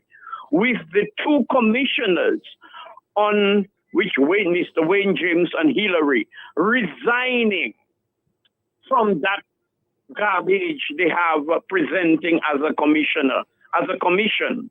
Thank you. And thank you so much for that call. Lambi, you have another call? Yes, we have two more calls. Good evening, caller. Please go ahead. Yeah, good evening. Good evening, esteemed partner. Amen. Can you hear me, Bambi? Yeah, I'm hearing you. Go ahead. Well, Mr. J, Yes, sir. you opened that show tonight as an ace. You know, I have been praying for that kind of entrance. I have been praying for that Dr. Andre delivered tonight. Talking points for the regular people on the street to have as weapons in their hands. Mobilization talking points. Thank you. I, however, have one issue. Part of fighting a struggle is there's a psychological aspect to struggle. And in addressing things psychologically, you can steal the thunder of your opponents. And this really is a war, because these people intend to fight a war on this. The idea of excluding the diaspora, and I think I support the residency issue. And when you look maybe at something like what Rosie Douglas proposed, that is kind of outdated. But I think we should leave the door open to a sort of diaspora representative alternative to steal the thunder of the opposition. And I say the opposition in regard to that struggle in terms of the government. And this intent and this division of public and this thing that can go on and disrupt what we are trying to build. So I think in the essence of trying to ensure that this division that can destroy the movement that we need to build to ensure that we have teeth to ensure what this thing we're presenting can pass. I think we have to provide a little doorway towards a diaspora representative vote in the issue, not sacrificing residency issues, none of those things, but being able to get in there a diaspora representative. I think if that thing goes to court, they tend to challenge it on those issues. I think the fact that an alternative is being allowed will already show a non-sort of, if you want to use the word apartheid, which is wrong, but that's in my mind, towards I'm Dominicans not at home. So I think we should have a sort of an opening to stifle the kind of backlash that would come in exploiting that kind of situation. That's what I would add to this, and I think we should try to see how we can shape the language in addition to what is on that list. But I am happy tonight. I applaud the effort. Yeah, thanks a lot. This is how we need to go. Appreciate that. We'll come back. We'll come back to try to answer that question in a minute. Lamb, you want to take another call? Yes, we do. Caller, we lost that one. Let's take this one. Good evening, caller. Thanks for being there. Go ahead. Yes, Lambi, good evening to you. Good evening. And good evening to the entire panel. But first of all, I want to recognize the contribution that Global View has been making in recent times with respect to electoral reform. And what amazed me is that, delights me is the fact that they are consistent with electoral reform. And I think that's where we have to really hold the line, because that is playing a very important role in our democratic process. And I think we've gone through a lot And over the years, I mean, when you come to think of what really Dennis Byron has done to we, the people of Dominica, particularly those of us who respected him, trusted him based on his professionalism and his work that he had done throughout in his field, in his career, I think that is a big blow, a big betrayal, and a mistrust to the people of Dominica. And as a matter of fact, I am one of them that actually spoke to Dennis Byron in one of the consultations. And I said to him, sir, I am, based on all of what I have heard about you, I am giving you that honor and I'm with you, I'm on board in you doing your best to ensure that we'll have free and fair elections in Dominica and work towards the reform. And it is rather unfortunate today that I'm hearing on the opposite. I mean, I am disappointed, and I mean, words cannot express how I am feeling at this point in time. And what I can say to the people of Dominica is that we have to unite, we have to stay together. And you see, when it comes to mobilization and organization and be ready, I said to Mr. Byron, if you don't work and do this thing right in the interest of the people of Dominica, you will be responsible if my blood were to be spilled in the streets of this country. Because it cannot be that we put our trust, we trusted you. I mean, the people who, I mean, have a voice, who have a say in this country, as the people, make the people respect you and trusted you, and you disappointed us. It is heartbreaking. It is really a sad moment and a sad day and a sad time for me and for many other Dominicans. And I just want to urge Dominicans to organize all yourself. Get ready. Be ready. I am ready, and I will be ready to lead the troop. As soon as we're ready, I am ready, because we cannot allow ourselves to be carried in the wind like that. Thank you, Lambi, and God bless the Global View. God bless all the people that are standing for country, standing for democracy, standing for Dominica. And let us unite, let us stay together, let us come together to save our country and to preserve our democracy and our constitution. Thank you. God bless. Thank you. Thank you so much, Caller. Lambi, you want to take another call? Good evening. Good evening, Lambi. Good evening. Good evening to Mr. James, Mr. G, Dr. Andre, and Mr. Linton. I just want to say that the recommendation from Dr. Andre, I think that's what all of us are asking for. It's quite a fair list. I mean, against what Mr. Byron was paid for. I just want to suggest that if it can be somewhere on Facebook, somewhere where we can download it and keep it so we can ponder over it when we're speaking. So we repeat those recommendations. And if there's a demonstration, that we can also put it on a placard and say, that is what we are asking for. Because if you have to memorize all of them and you come to say something, you may not remember it. But if you write it down and say and have it on a placard, this is what we're asking for. So I want to suggest that if it can be somewhere we can download it on Facebook or somewhere, that would be very nice. But that recommendation is what I am sure the majority of Dominicans are asking for. Mr. and Dr. Andre, well done. Excellent. I'm sure we can publish it tomorrow. If Dr. Andre can make it available to us tonight, then we'll publish it tomorrow. Lambi, you want to take another call before we go on? Good evening, caller. Please go ahead. Good evening, gentlemen. Good evening. Man, I think it's time that we as Dominicans make the outside world, Dennis Byron, and even Scary, knows that we're not foolish. Man, as Blessing said, Dennis acted as a hitman on behalf of Kerry and his regime. And the people and them who wrote the Constitution years ago knew that there would be people like Roosevelt Carey to come along the way at some point in time and try to play up the Constitution. That is why he never had nothing more or less than called modernization to talk about electoral reform.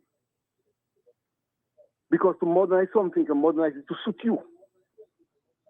But to have a reform is to suit everybody, not only you.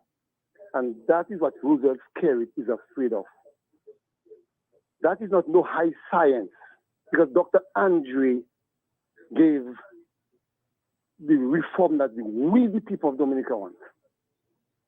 And if we cannot get that reform, there will and going to have some civil disobedience in this country.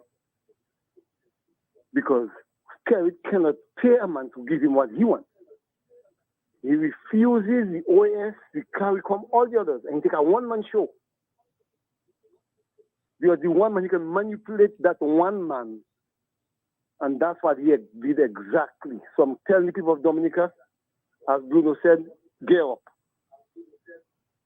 We have to make up our mind. This is the final straw. This is the 11th hour we are at right now. And we have to act, and act together. And don't make scary things. You can take us for any further ride. But give us what we want. I am even talking about God and calling God's name. This man is a wicked man. You understand me? Calling God's name all of a sudden, oh, to give the youth of Dominica. You abuse the youth, you destroy the youth, and not talk about the youth like you fool people. Man, brothers, we need to hold strong. Thank you, caller. Educate people, and we need to stand at this list. So much. Have a good night. Good night. Thanks a lot. Lambi, we'll hold the calls a little bit. You can take a few more later. I just wanted to make two comments, and I wanted to. You have a call, Lambi? You want to take it? Okay, let's go. Before I go back to Dr. Andre, because obviously I put a little question out there. I say, who do you trust, Byron or Andre? It seems to me from all the feedback we're getting that Dominicans overwhelmingly trust Andre with their reforms, and obviously Dominicans overwhelmingly prefer to have Andre's reforms and what they could not even find in the other report and in the other draft laws. And so, Dr. Andre, when I come to you, I will ask you to step up to the challenge. The callers are asking if you make this list available tonight to us, you can tweak it and add what you want to add to it. Tomorrow we can publish it, because I think all of the listeners would want to be able to download it and have it, and to learn what's on it, to know it by heart, so that when they talk and they discuss in their own consultations, in their own groups, in their own way, they know exactly what is on that list. As a matter of fact, we want to ensure that the civic organizations that have been fronting on this thing and pushing for reforms, that they have a copy of that list. Dr. Andre, you may have, in fact, to address the civic organizations on Thursday. I believe they may be looking for you to have a session with them on Thursday. But Lennox, I wanted to go to you just briefly, because one of the callers said something about, leaving a door open for the diaspora. That is something, I think Rosie Douglas is one of the people I remember who made a recommendation on that. And he said, what we could do? We could have one constituency for the diaspora, and all the people in the diaspora could vote for somebody to represent him in that one constituency. And I think he may have been suggesting that that could be added to the parliament, and they would have one representative. All of the diaspora would have one representative in the parliament. I don't know what your thoughts are on that, Lennox. I'm not sure if it's something that you've thought about. I don't know whether Mr. James or Irving have thought about it, but it's something that we may want to toss around and think about. What are your thoughts, Lennox? Well, that's where the discussion on this modernization that they've been talking about should head. We live in a different time than we lived when these election laws were put together. Our country has changed.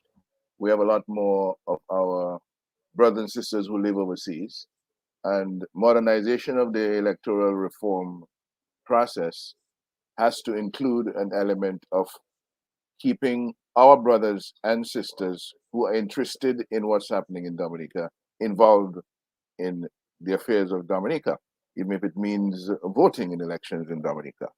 But you see, the peculiar problem we have is that over the last 3-4 election cycles, what has developed is a very ugly manipulation of the overseas Dominica vote to come to accept bribes, to be paid, and to come home for one night or 2 nights to vote in elections and influence the results of elections in specific constituencies to ensure a victory for the Dominica Labour Party. That's not reform. That is deform. So I hear the caller. It's a point we have discussed a lot over the years as to how you keep the interest and commitment of our diaspora partners in development and not shut out anybody in processes that we'll agree to for free and fair elections in Dominica that they ought to be involved in.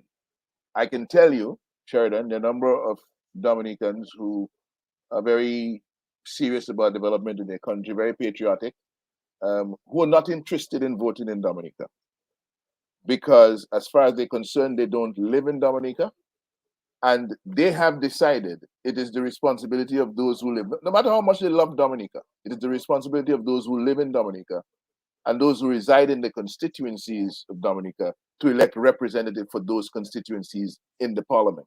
You have introduced the angle of the diaspora representation in the parliament, which is something that needs consideration, which is something that ought to have been considered in this reform exercise. It was on the table. The only interest that the Labour Party has in the diaspora is how to corruptly manipulate diaspora votes to secure victory, to secure that the elections are stolen in Dominica. But we needed to have that honest conversation and that honest engagement about what do we do with our brothers and sisters living overseas? Do we create diaspora constituencies? And at this moment, with the number of Dominicans living overseas and the different areas of the world where they live, one constituency may not be enough. But we have to have that honest conversation. I'm agreeing with it. But I do not believe that our diaspora Dominicans, the Dominicans living overseas, should be used primarily, as the Labour Party has used them over the years, to corruptly manipulate their votes for the purpose of winning elections in Dominica. Excellent. And I'm one of those people who believe that our brothers and sisters are our brothers and sisters, regardless of where they live. Some of them left here, and there are good reasons why they left. A lot of it out of economic necessity. Right? What doesn't make sense to me is why it appears that so many people living overseas will want to take a plane and come home to vote in Dominica to maintain the very same system that they ran away from in order to find better for themselves overseas. And why would you want to be voting for a system that causes you to spend so much of what you earn overseas supporting relatives and friends in Dominica because they are unemployed, they're underemployed, because they have no jobs, because they don't have a living wage? It is the minister, senior minister of the Labour Party, who told us that Dominica has been last for too long in this world, and Dominica is behind in too many things. Our diaspora partners ought to know that better than Reginald Austri, because of the extent to which they are supporting certain things happening in Dominica, because of the extent of their involvement, right? So when we hear that this country has been last for too long in this world and behind in too many things, we are joining hands and joining hearts to put Dominica first, to make us first in our Dominica, because right now we're second-class citizens, and I don't think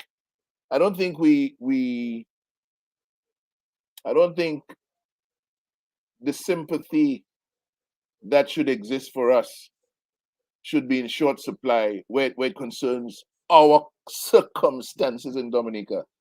and the burdens under which we live, the oppression under which we live, the difficulties that we have to make ends meet, and the struggle that we have to survive that just keeps getting harder and harder and harder in Dominica. That is why we stand for meaningful reforms that will give us free and fair elections that allow us to make decisions about our lives, our livelihoods in a free and in a fair manner. So yes, let's include our brothers and sisters in a sensible, honest conversation about how we involve them with this modernized electoral system that will allow for diaspora representation in our parliament. We can do that. But we cannot continue.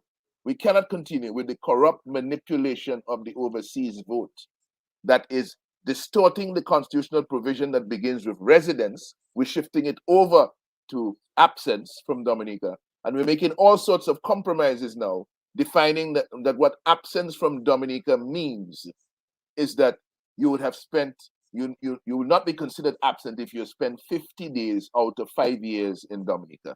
I wonder to which conscious Dominican living in the diaspora that particular definition is not an absurdity. We don't want to live with that.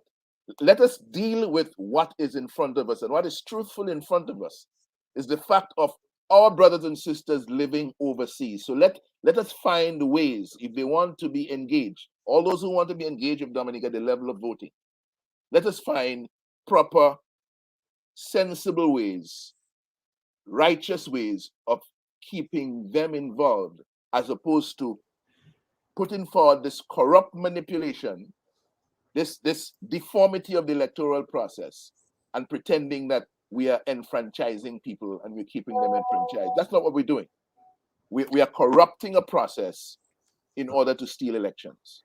And no diaspora Dominican would want to be involved in that. Well, here's what I have to say, that I think it's something worth discussing. I think Rosie had a point. I mean, the fact of the matter, he's saying, okay, our brothers and sisters in the diaspora, they have the interests of Dominica at heart. They finance a lot of what is happening in Dominica through their relatives and friends and so on. So, Mr. James, I'm thinking that it would be maybe something well worth considering if a start could be made, one constituency for the diaspora voters. They don't have to leave where they are and come here and pay passage and come down. They should be able to stay wherever they are and vote. Some system can be organized. They can stay wherever they are and cast a vote for one representative in one constituency, and it could have representation in the parliament, because the parliament does not need that. That somebody cannot, the government can pay for their parts to come down 2 or 3 times if the parliament meets to attend parliamentary sessions. But they can certainly work with the diaspora brothers and sisters overseas and try to represent their interests. I don't know what your thoughts are on that, Mr. James, but I'm thinking it might be possible to have a real serious discussion in the diaspora and to come up with a recommendation as to how they could have one constituency be represented, diaspora constituency represented in the Parliament of Dominica. Your thoughts, Mr. James? Yeah, Sheridan, we have to give deep thought to these things. I'm not a lawyer, but my understanding is that every law is underpinned by a policy. Yeah? What is the policy? What are you seeking to? What is it that you have decided you want to do, that you want to come about, that you then have to put in a legal framework? You understand? And it seems to me that this thing about residency, which is in our constitution, that to be able to be involved in electing a representative, you have to be a Commonwealth citizen Dominican, and you have to have satisfied requirements with respect to age and residency in Dominica. What would be the policy behind that?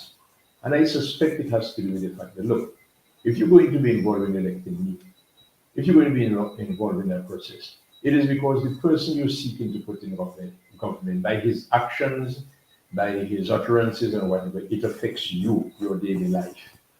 Your road that you have to walk on from Margaret to Roseau, he has his decisions, his actions affect that. The laws the license that you pay, the price of your food, and so on. Those things are impacted on by the person that you're going to put there. So if you are not impacted by what that person does, you then not you're not it doesn't affect you. What that person does doesn't affect you. Okay, so if whoever it is, whether he's capable or not, it doesn't bother you. So there's a policy behind that.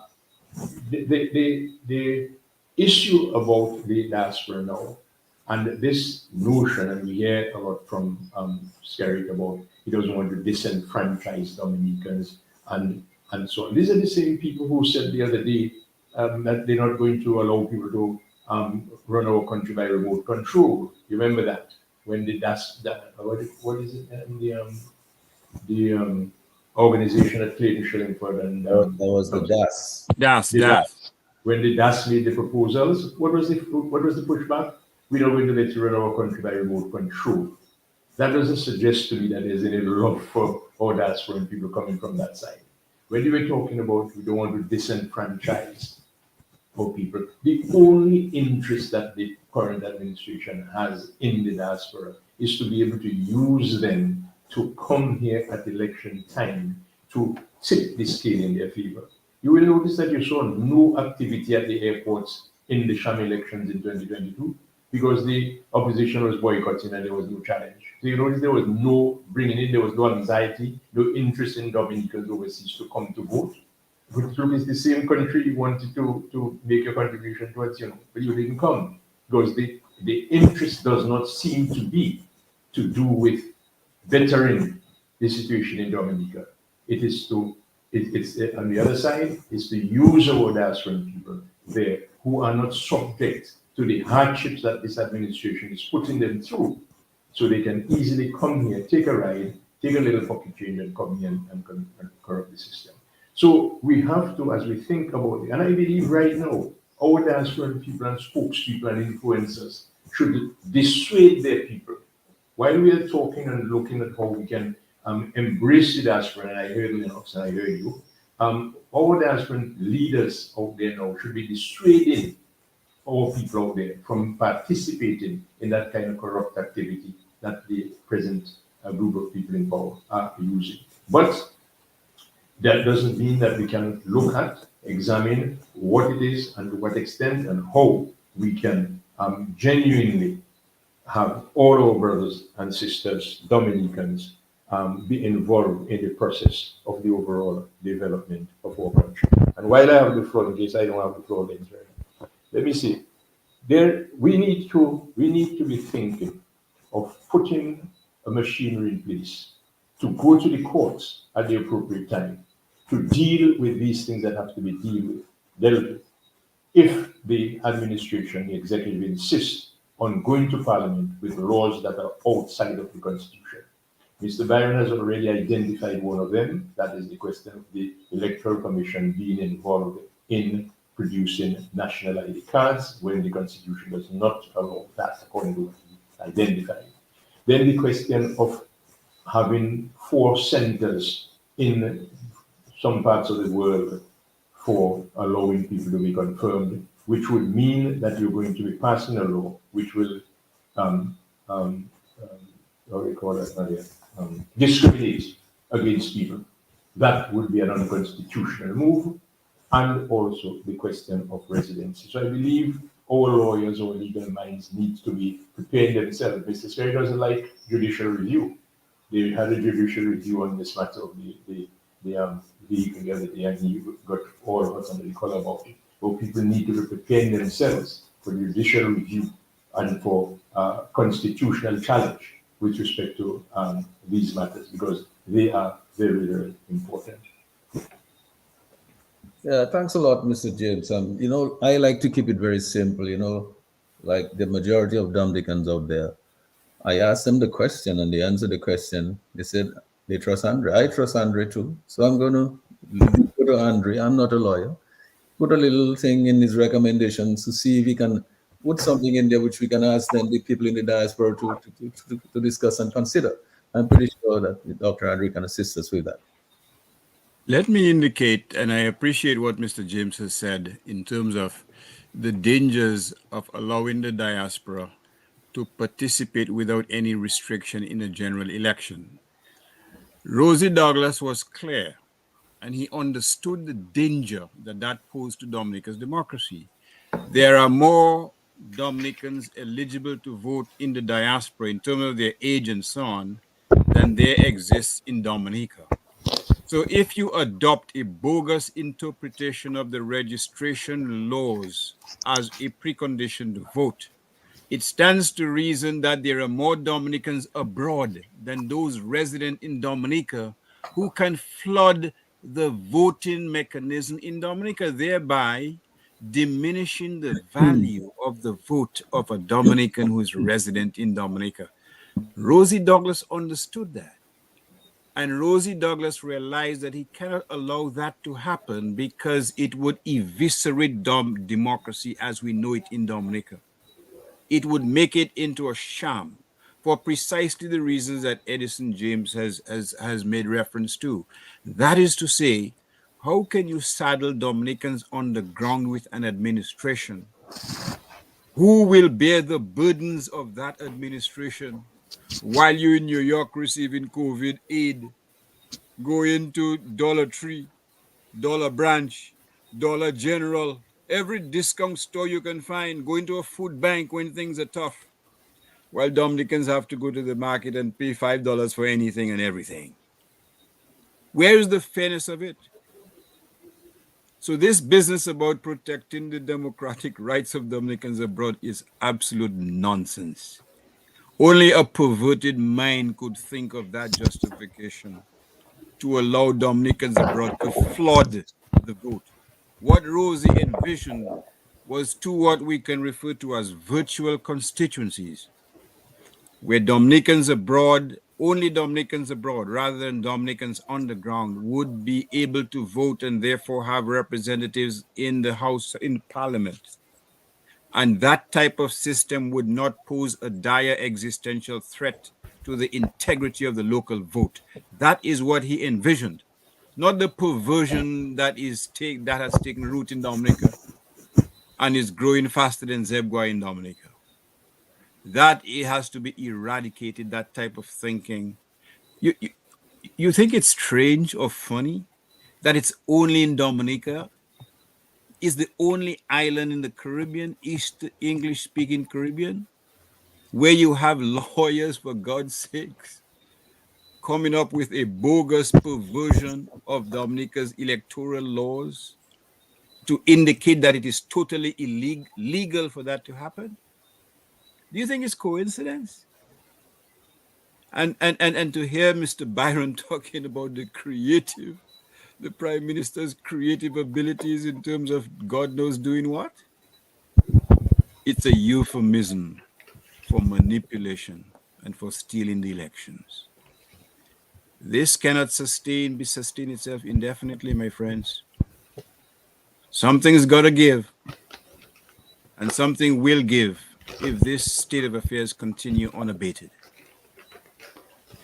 And as God says, He only helps those who help themselves. And that is where we are right now. Something's got to give if this thing continues unabated.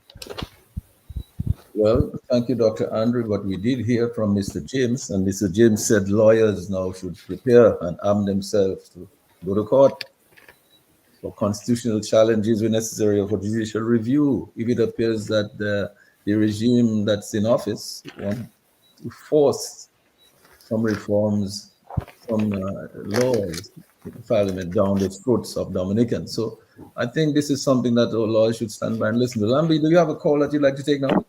Yes, we do have a caller. Caller, go ahead, please. Hi, good evening. Good evening. I am listening here. A couple of things that come to mind. One, I hear a lot about 2 terms for the Prime Minister. I understand why that emotive reaction is, but Dominica already has a 2-term limit on the president. Dominica's parliament is made up of representatives of the people. And the people have a right to select their representative in their constituency. The Prime Minister is selected out of the representatives of the people. So you're going to end up wanting to tell people, the people, that they can only have their representative for 2 terms. That's one thing that bothers me. The second thing. Carla, before you go to the second thing, let's just deal with the first thing, because I don't want you to be too bothered. Because the Americans are not complaining that they have 2-term limits for the president. The Canadians and nobody else is. I'm not sure why you're so worried that the biggest democracies in the world are okay with that. So you should not put your mind at ease about that. It's not something that is you're going to lose sleep over.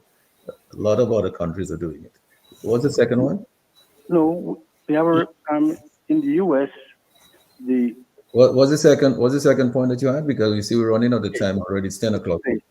Okay, the second point I was going to talk about is this matter of fixed terms for elections. Fixed date. An American system. Fixed date, yeah, for election. Right. Just to realize, I hope you realize that if you get rid of the right to call election at any time, or not in a fixed term, then you have to take away the whole concept of votes of no confidence. So that goes away.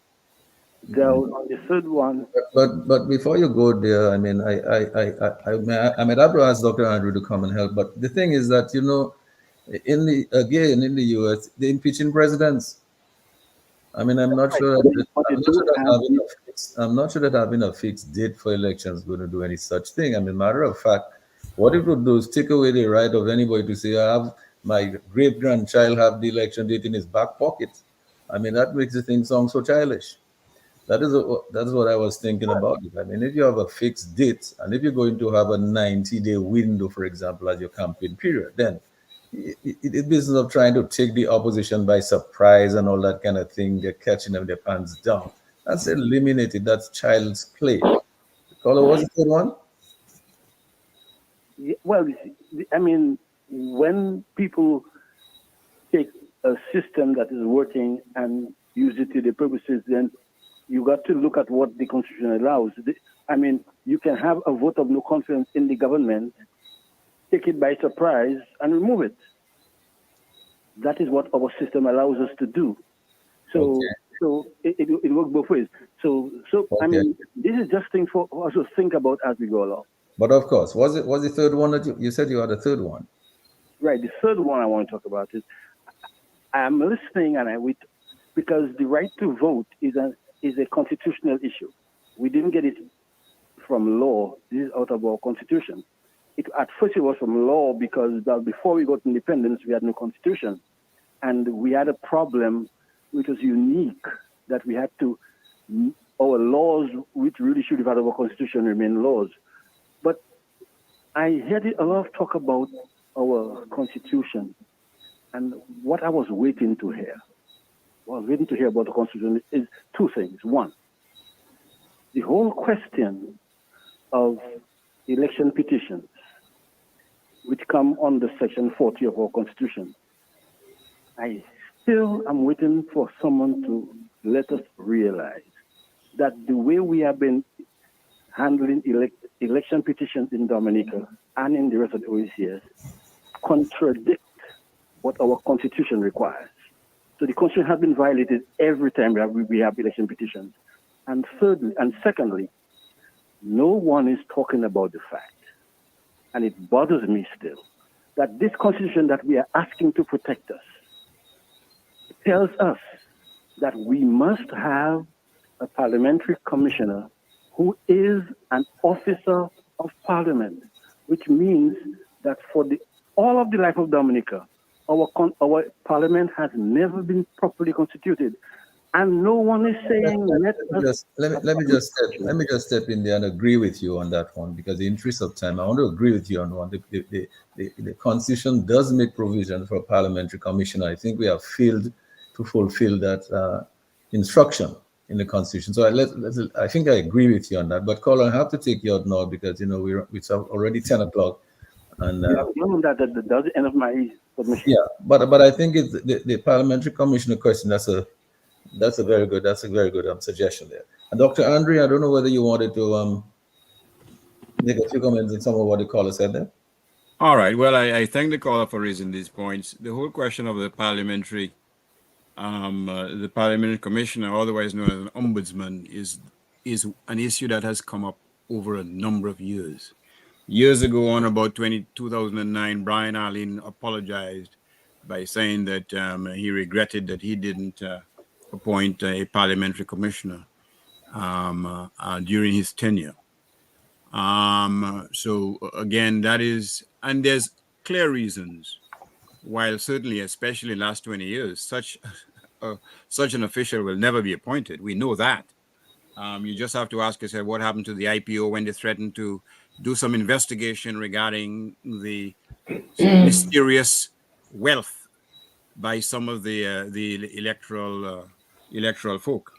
The whole question of a vote of confidence is not in conflict with having fixed terms. And bear in mind one thing, the justification for fixed terms. The justification is simple: to create as level a playing field as possible, to ensure that when you call elections, as happened in November, December 2022, you are not doing so when you have already spent hundreds of thousands of dollars in terms of election paraphernalia, and the opposition has to start at square one after you have accumulated and made your contracts with all kinds of bands and discos and so on, before the opposition has an opportunity to even hire a Jinping band. The justification is to preserve fairness in the system. That is why it is necessary to preserve the integrity of your elections to have fixed terms. And I appreciate what the caller is saying, but in my respectful view, having a vote of no confidence is not antithetical to that overarching principle, which is to say, to maintain the integrity of your system. If you don't maintain that integrity, then how can you talk about free and fair elections? And I'm not directing that to the caller, but to the political directorate. And the point being made by Lennox is quite true, or by Edison James. It wasn't too long ago that that person in the diaspora was being described as persons who are undermining the state. Well, they don't say at Christmas when the barrels keep coming, you know. But the diaspora people are not undermining when they're receiving bribes, essentially, to come to vote and run off to enjoy their discounted shopping and their free handouts from the states. Many of them, not all of them, obviously. That is inherently unfair.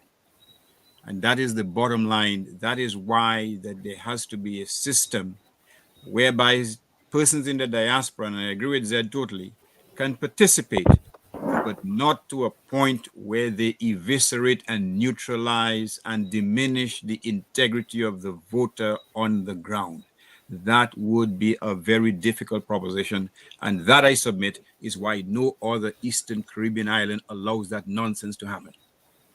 And thank you, Dr. Andre. Gentlemen, like all good things, they come to an end at some point in time. We passed the 10 o'clock hour. And I think we've done our work here tonight. I think we've agreed that Dr. Andre has delivered on the promise and the assignment that we gave to him a week ago, and he's delivered effectively, efficiently, on time.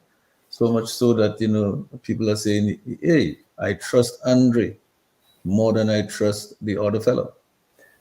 And so, Lennox, I just wanted to go to you. Let's do our final round and our closing remarks, because we want to bring it to an end. And hopefully, Dr. Andre, you can send me tonight a fine-tuned or sort of, more advanced draft of what you presented tonight. And hopefully, as a caller required, we can publish that tomorrow. And Lennox and Edison, I think we can probably distribute it to all the leaders of all the organizations that are interested in looking at it and having something around which they could work, having their hands around something. And so I think maybe we could publish that and send to them. My understanding is that some of these organizations may want to have a discussion with Dr. Andre around that document, so that everybody can be singing from the same hymn sheet. So I hope Dr. Andre might be able to make himself available for that if he's on sometime this week by those organizations. But Lennox, let me go over to you, sort of, fine-tune here. Thank you, Sheridan. Just as we close, to go back to where we were at the beginning, and that suite of recommendations for reform that were presented. that was presented by Dr. Andre for the consideration of the people of Dominica at this stage, where we have received from a near 3-year engagement with Sir Dennis Byron a set of reforms, a set of proposals for reform that really don't cut it in terms of the essential pillars in the reform of our election system that we would have liked to see. And I'm reminded as we close that the Caribbean Court of Justice, paragraph 108 of this July 2022 decision, in a case appealing the strikeout of petitions in the 2019 election results, commented, admonished us, and I quote, "There remain areas of grave concern about how the process of these 2019 elections was conducted. Future elections in Dominica ought not to proceed with these or similar taints." These or similar taints. The Caribbean Court of Justice was acknowledging the fact that the electoral process in Dominica was tainted. That's what it saw from the reviewing the 2019 election. That's what it saw from reviewing the case for the 2014 elections. Just one second, Alex. Mr. James, is your mic open? Maybe you can close your mic because a little distortion is coming in over Lennox's mic. Go ahead, Lennox. And so the only reasonable understanding that we could draw from this is that the CCJ believes the conduct of the process for election in 2019 was tainted. Future elections in Dominica should not be so tainted. While that advice was coming to us from the CCJ, you have to remember the electoral reform consultancy in Dominica of Dennis Byron was in full swing. That was last year, 2022, right? And the question we ask ourselves tonight, we have the proposals for reform of Dennis Byron. We have the summary of reform proposals that ought to have been dealt with that were not from Dr. Irving Andre. The question now is, which of these proposals dealt essentially with the tainted electoral process in Dominica? Because you would have to say, based on what we have in front of us, that it is the proposals from Dr. Andre, which I believe come out of his understanding of where the people have been through this process over the last 15 years of advocating and campaigning for reforms. It is out of that body of knowledge that these recommendations have come, having regard to what we did not see in the Dennis Byron recommendations. And so when you look, for example, at the taint of bribing thousands of Dominicans resident overseas to vote in the 2019 elections, which was admitted by the Dominica Labour Party and is therefore a finding of fact. When you look at the treating of thousands, the taint of treating thousands of Dominicans to free concerts with high-priced international artists to corruptly influence the votes, that was not challenged by the Labour Party, and therefore stands as a finding of fact. That taint, the finding of fact. And when you look at the taint of denying the opposition access to state-owned media, and which was not denied in the court case, the CCJ was looking at all of those and telling us you need to avoid those taints. You should not have another election with those taints. And now the question is, which set of proposals before us deal with the tainted electoral process that we have been asked to avoid in elections going in the future? I must say as well, the OAS observer mission to the 2022 sham election, which was boycotted by 70% of the electorate of Dominica, also told us it is clear that Dominica cannot proceed to another election under these same rules. The same rules that the OAS was talking about is the same rules that the CCJ referred to in the tainted electoral process that it warned us about in July of 2022. And so the work ahead of us, coming out of tonight, we have identified and we agree that it is the proposals for reform that have been summarized by Dr. Andre that are going to deal with the taints to the electoral process, the tainted electoral process that we've been warned about, that we know about, because we have campaigned for those reforms from since 2005. It's a long time going. It's going on 20 years now. And we know that the taints have not been addressed in any significant way in the proposals of Dennis Byron. And so we have a moral obligation to reject those proposals that try to stick us very cleverly in the business as usual mode where our electoral process is concerned. And let's just go forward together to get this work done on behalf of the people of Dominica, to ensure that because we know what we want and because the power lies with us, the people, we are going forward confident that the people who serve in government, the people who have been given the responsibility to serve in government, will listen to the voice of the people and do what is it the people want by way of reforms of their electoral process to ensure free and fair elections in Dominica. If that doesn't happen, we risk. Another thing that the CCJ has warned us about, which is instability and protests and demonstrations and riots, etc. Because that persistent injustice visited upon a people will not be allowed to stand by the collective will of the people. Thank you, Lennox. Thank you for that. Mr. James, it seems as if the people have been listening. We've had a lot of people locked in, as usual. I mean, but tonight I think we've had a lot of people locked in, and most people agree that they trust Andre more than the other chap.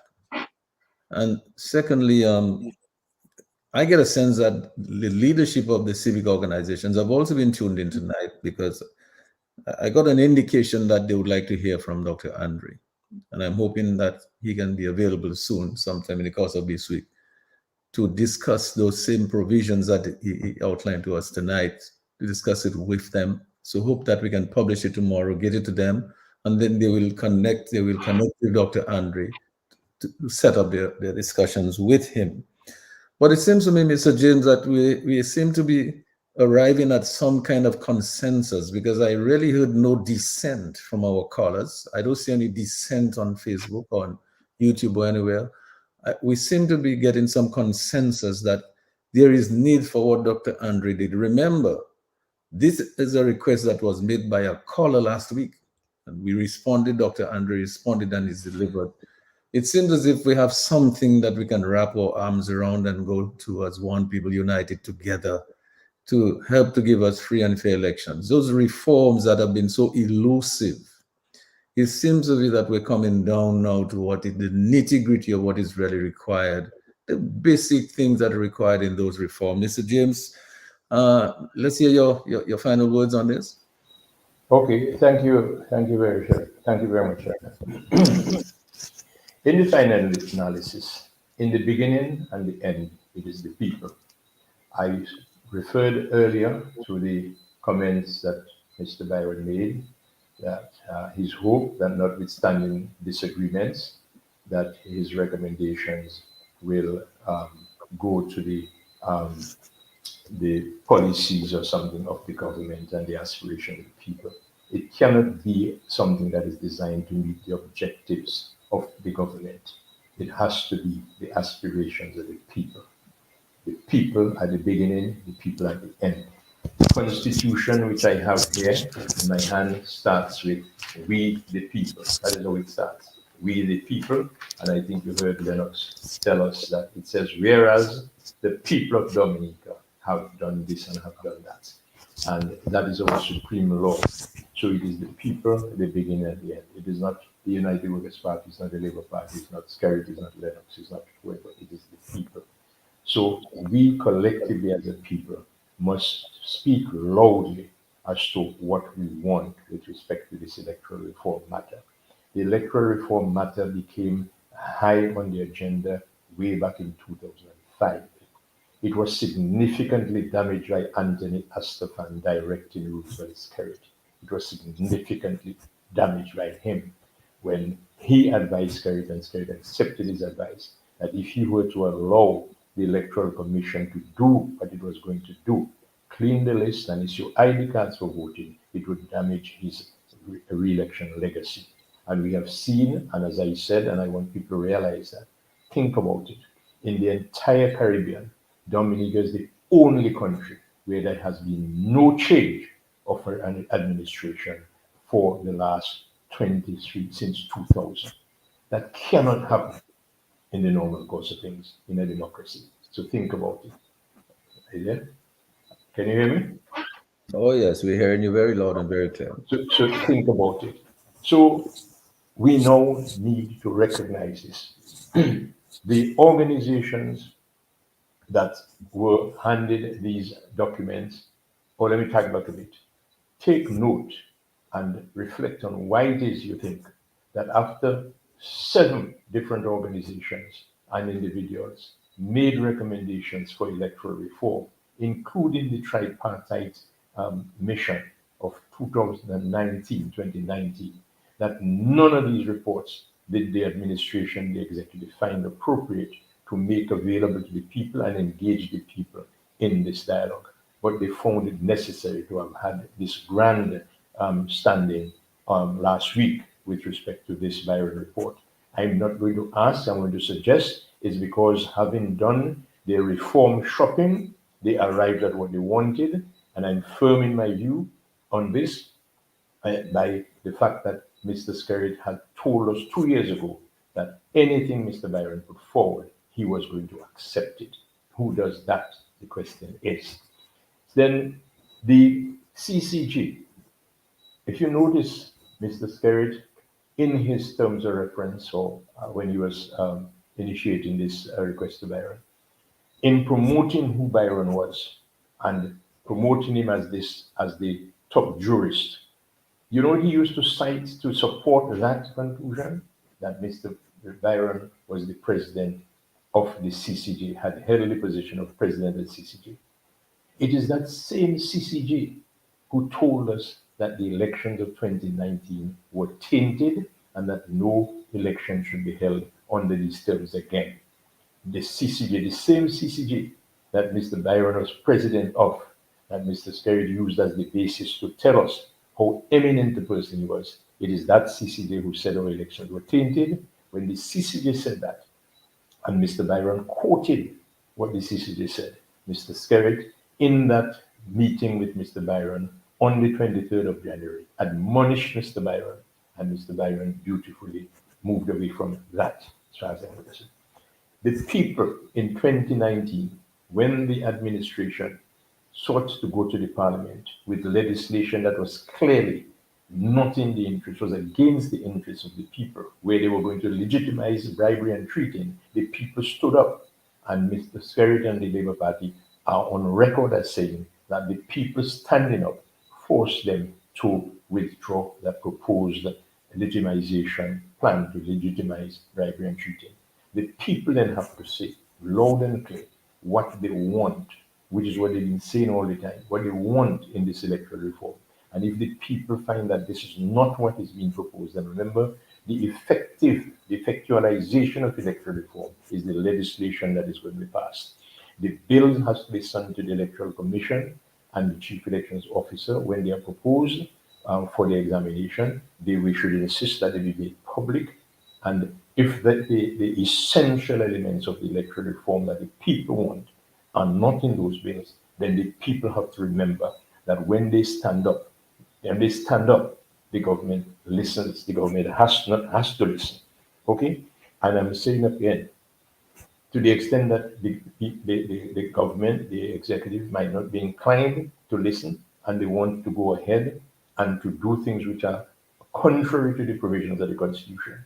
For instance, dealing with the residency matter, dealing with the discrimination against people out there, Dominicans, on this matter of confirmation, and dealing with the question of ID cards for voting, then if the government insists on going ahead with these unconstitutional actions, then we must be prepared to go to the court as a matter of first instance action to seek to get redress in the court. So finally, as we go along, let me urge Dominicans, we all have our different parties or different organizations. The politics can play in many situations. Let us, even if you're Labour, even if you're Freedom, even if you're European, whatever you are, look at the proposals that Mr. Byron put forward. Look at what Mr. Sheridan and Stefan have wanted all the time. Look at the influence that Mr. Sheridan has had on this report that Mr. Byron has put forward. Look at what you want, what the people want, what we should want. And no matter where you are in the political divide, let us put first and foremost the desire of the people of this country, the desire of our country. It cannot be for nothing that we have a situation where one regime has been in office for the last 23 years and Dominica has remained last in everything. It is not Lennox Linton who is saying that. It's not Thomas Fontaine who is saying that. It is the senior minister, Reggie Austri, who has told us we've been last in everything. So elections have consequences. What you do with your vote and how you allow to vote has consequences. Stand up for Dominica and for you and your future. Thanks. Thanks a lot, Mr. James. Appreciate that. Really, as I said from the beginning, you're the only one of us, you're the only one among us here who has been a prime minister. You're the only one who knows what you've experienced in that hot seat, and therefore we cannot pretend that we know better than you in those regards. Dr. Andre, as I go to you, we have been here on this Global View on Q for some time, quite a few years now. We've been doing this, and you've been on many of the programs. Lennox has been on several of our shows. Edison James has been on many of them. We've had many illustrious sons and daughters of our soil who are at home and abroad on this program, the Global View on Q. Dr. Andre, our country is facing a crisis, but it appears that there is a little bit of hope, because I think you earned the people's trust. That has been evidenced by the fact that the people are saying they trust you more than the other chap.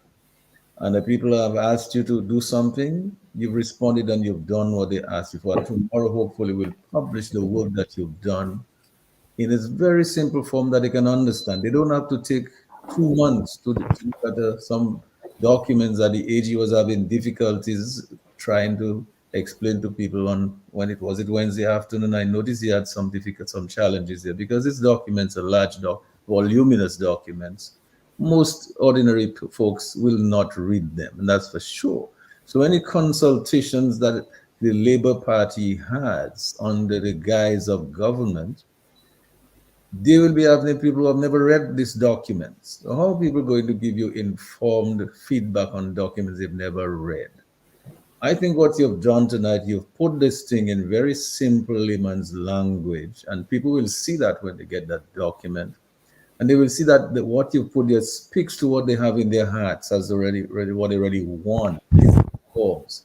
That is going to not only respond to the concerns of the CCJ about tainted elections, but that will give them the confidence that they are getting involved in free and fair elections, that their vote counts, and that elections have consequences, because you know how it affects people's lives. So this business of persistent poverty and mendicancy, I think people are aware that elections matter and they can make that kind of difference in the quality of the life. All right. So, Dr. Andre, as you give us your closing remarks, would you give a commitment to the people, the civic organizations out there, that you might be able to make yourself available to them sometime in the course of the week to discuss those recommendations? And would you also be able to give us a commitment that maybe you might be able to make some time for us on the hot seat or the talking the block? I understand Lennox might be holding on for Matt for a few days. Would you be able to make a comment that you would come on and give the people a lot more explanations about what you've recommended, so that we all can go forward and sing from the same hymn sheet?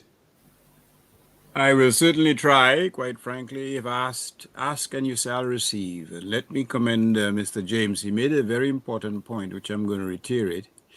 He said, what other report did the electorate, political directorate, did they release other than that of Sir Byron? But I would go further. Did they release the MOU with the Chinese? Did they release the report of the Jamaican Defense Force officer who gave them a report essentially saying that there was no attempt to overthrow any government during that meeting in front or in the vicinity of the financial center? And despite that unequivocal report from an independent third party, you still have persons languishing in court 6 years after the fact. So there is method to the madness that is going on in Dominica.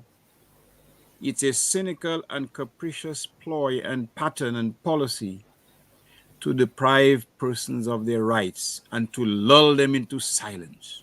And let me meditate for 1 minute on this whole phenomenon of silence. Sometimes you hear people say that you are overexposed, you speak too much on the radio. It is just as bad as being unexposed. But how can you be overexposed if you are surrounded to a significant degree by a wall of silence? And what did Martin Luther King say about silence in the moment of national crisis? It's betrayal. Those who know better but keep silent. It's a betrayal. So the question is very simple. Do you want to betray the future of your country or your people while maintaining silence to further your personal interest in whatever form or manifestation? The choice is yours. It's a significant question. And I applaud those who are making sacrifices. Look at the people who walk. The vast majority have nothing. And they know that by doing so, they will continue to be persecuted. Look at people like Severin McKenzie. Invested what? Tens of thousands or hundreds of $1,000s in a factory. He had an opportunity to sell toilet paper to Venezuela when Venezuelans were using banana leaves. And he was denied an opportunity to do so because they felt he wasn't supporting their side of the political divide. And yet, many of these persons who would experience personal victimization still persist. What lessons do we learn from that? That we should remain silent? That we should pack our bags? That we should go and plant peas in Tobago? It's a testimony to the resilience of many Dominicans that they understand this. They have decided to make a personal sacrifice, and they are acting on behalf of those who will come after them and on behalf of their country. They may be treated as prophets in their own land, but they still persist. And as I said, the Almighty Father will not ask you, were there not 10? Because you've come back to fight for your country. And that is what gives us hope tonight and in the nights following. Thank you. Thank you, Dr. Andre. Appreciate that. Lennox, I appreciate Edison, James, former Prime Minister. I really appreciate you guys tonight. I mean, the work that was done tonight it appeared simple. A lot of work has gone into it. Everyone here has done a lot of work before, but it culminated into what we have here tonight. And I believe we'll see the fruits of that labor in the days and the weeks ahead, starting maybe from tomorrow, if we can have an airing of this on the hot seat or on the talk on the block. And I hope that Dr. Andre, in his very busy schedule, maybe will make some time to give at least maybe an hour or so to let us air out some of those reforms that he has on those. I'm not sure if they're still 18 after he's listened to Lennox and Mr. James and some of the callers. I suspect it might have inched its way up to 20, but 20 is not a bad number. Even if it goes up to 21, that's still manageable compared to these voluminous documents that most people never get to read. So, gentlemen, I just want to say really how much I appreciated the work that was done here tonight. Your contributions were valuable. And I want to say a very pleasant good evening and good night to every one of those of you who are on Facebook and on YouTube and in Radio Land listening in every nook and cranny in Dominica, in every community in the Caribbean or globally. Thank you for staying with us until this late hour. Many of you are still with us. And I look forward to having you with us again next Tuesday because we're going to continue the work.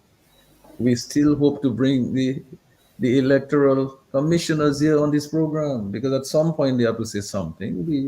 We hope to bring the members of the civic organizations that are going to be talking to Dr. Andre, hopefully. We hope to bring them here so that they can tell us what are their own conclusions on that document or how they go planning to move ahead with it and to work together as a team, united in numbers if it's necessary to make a point out there.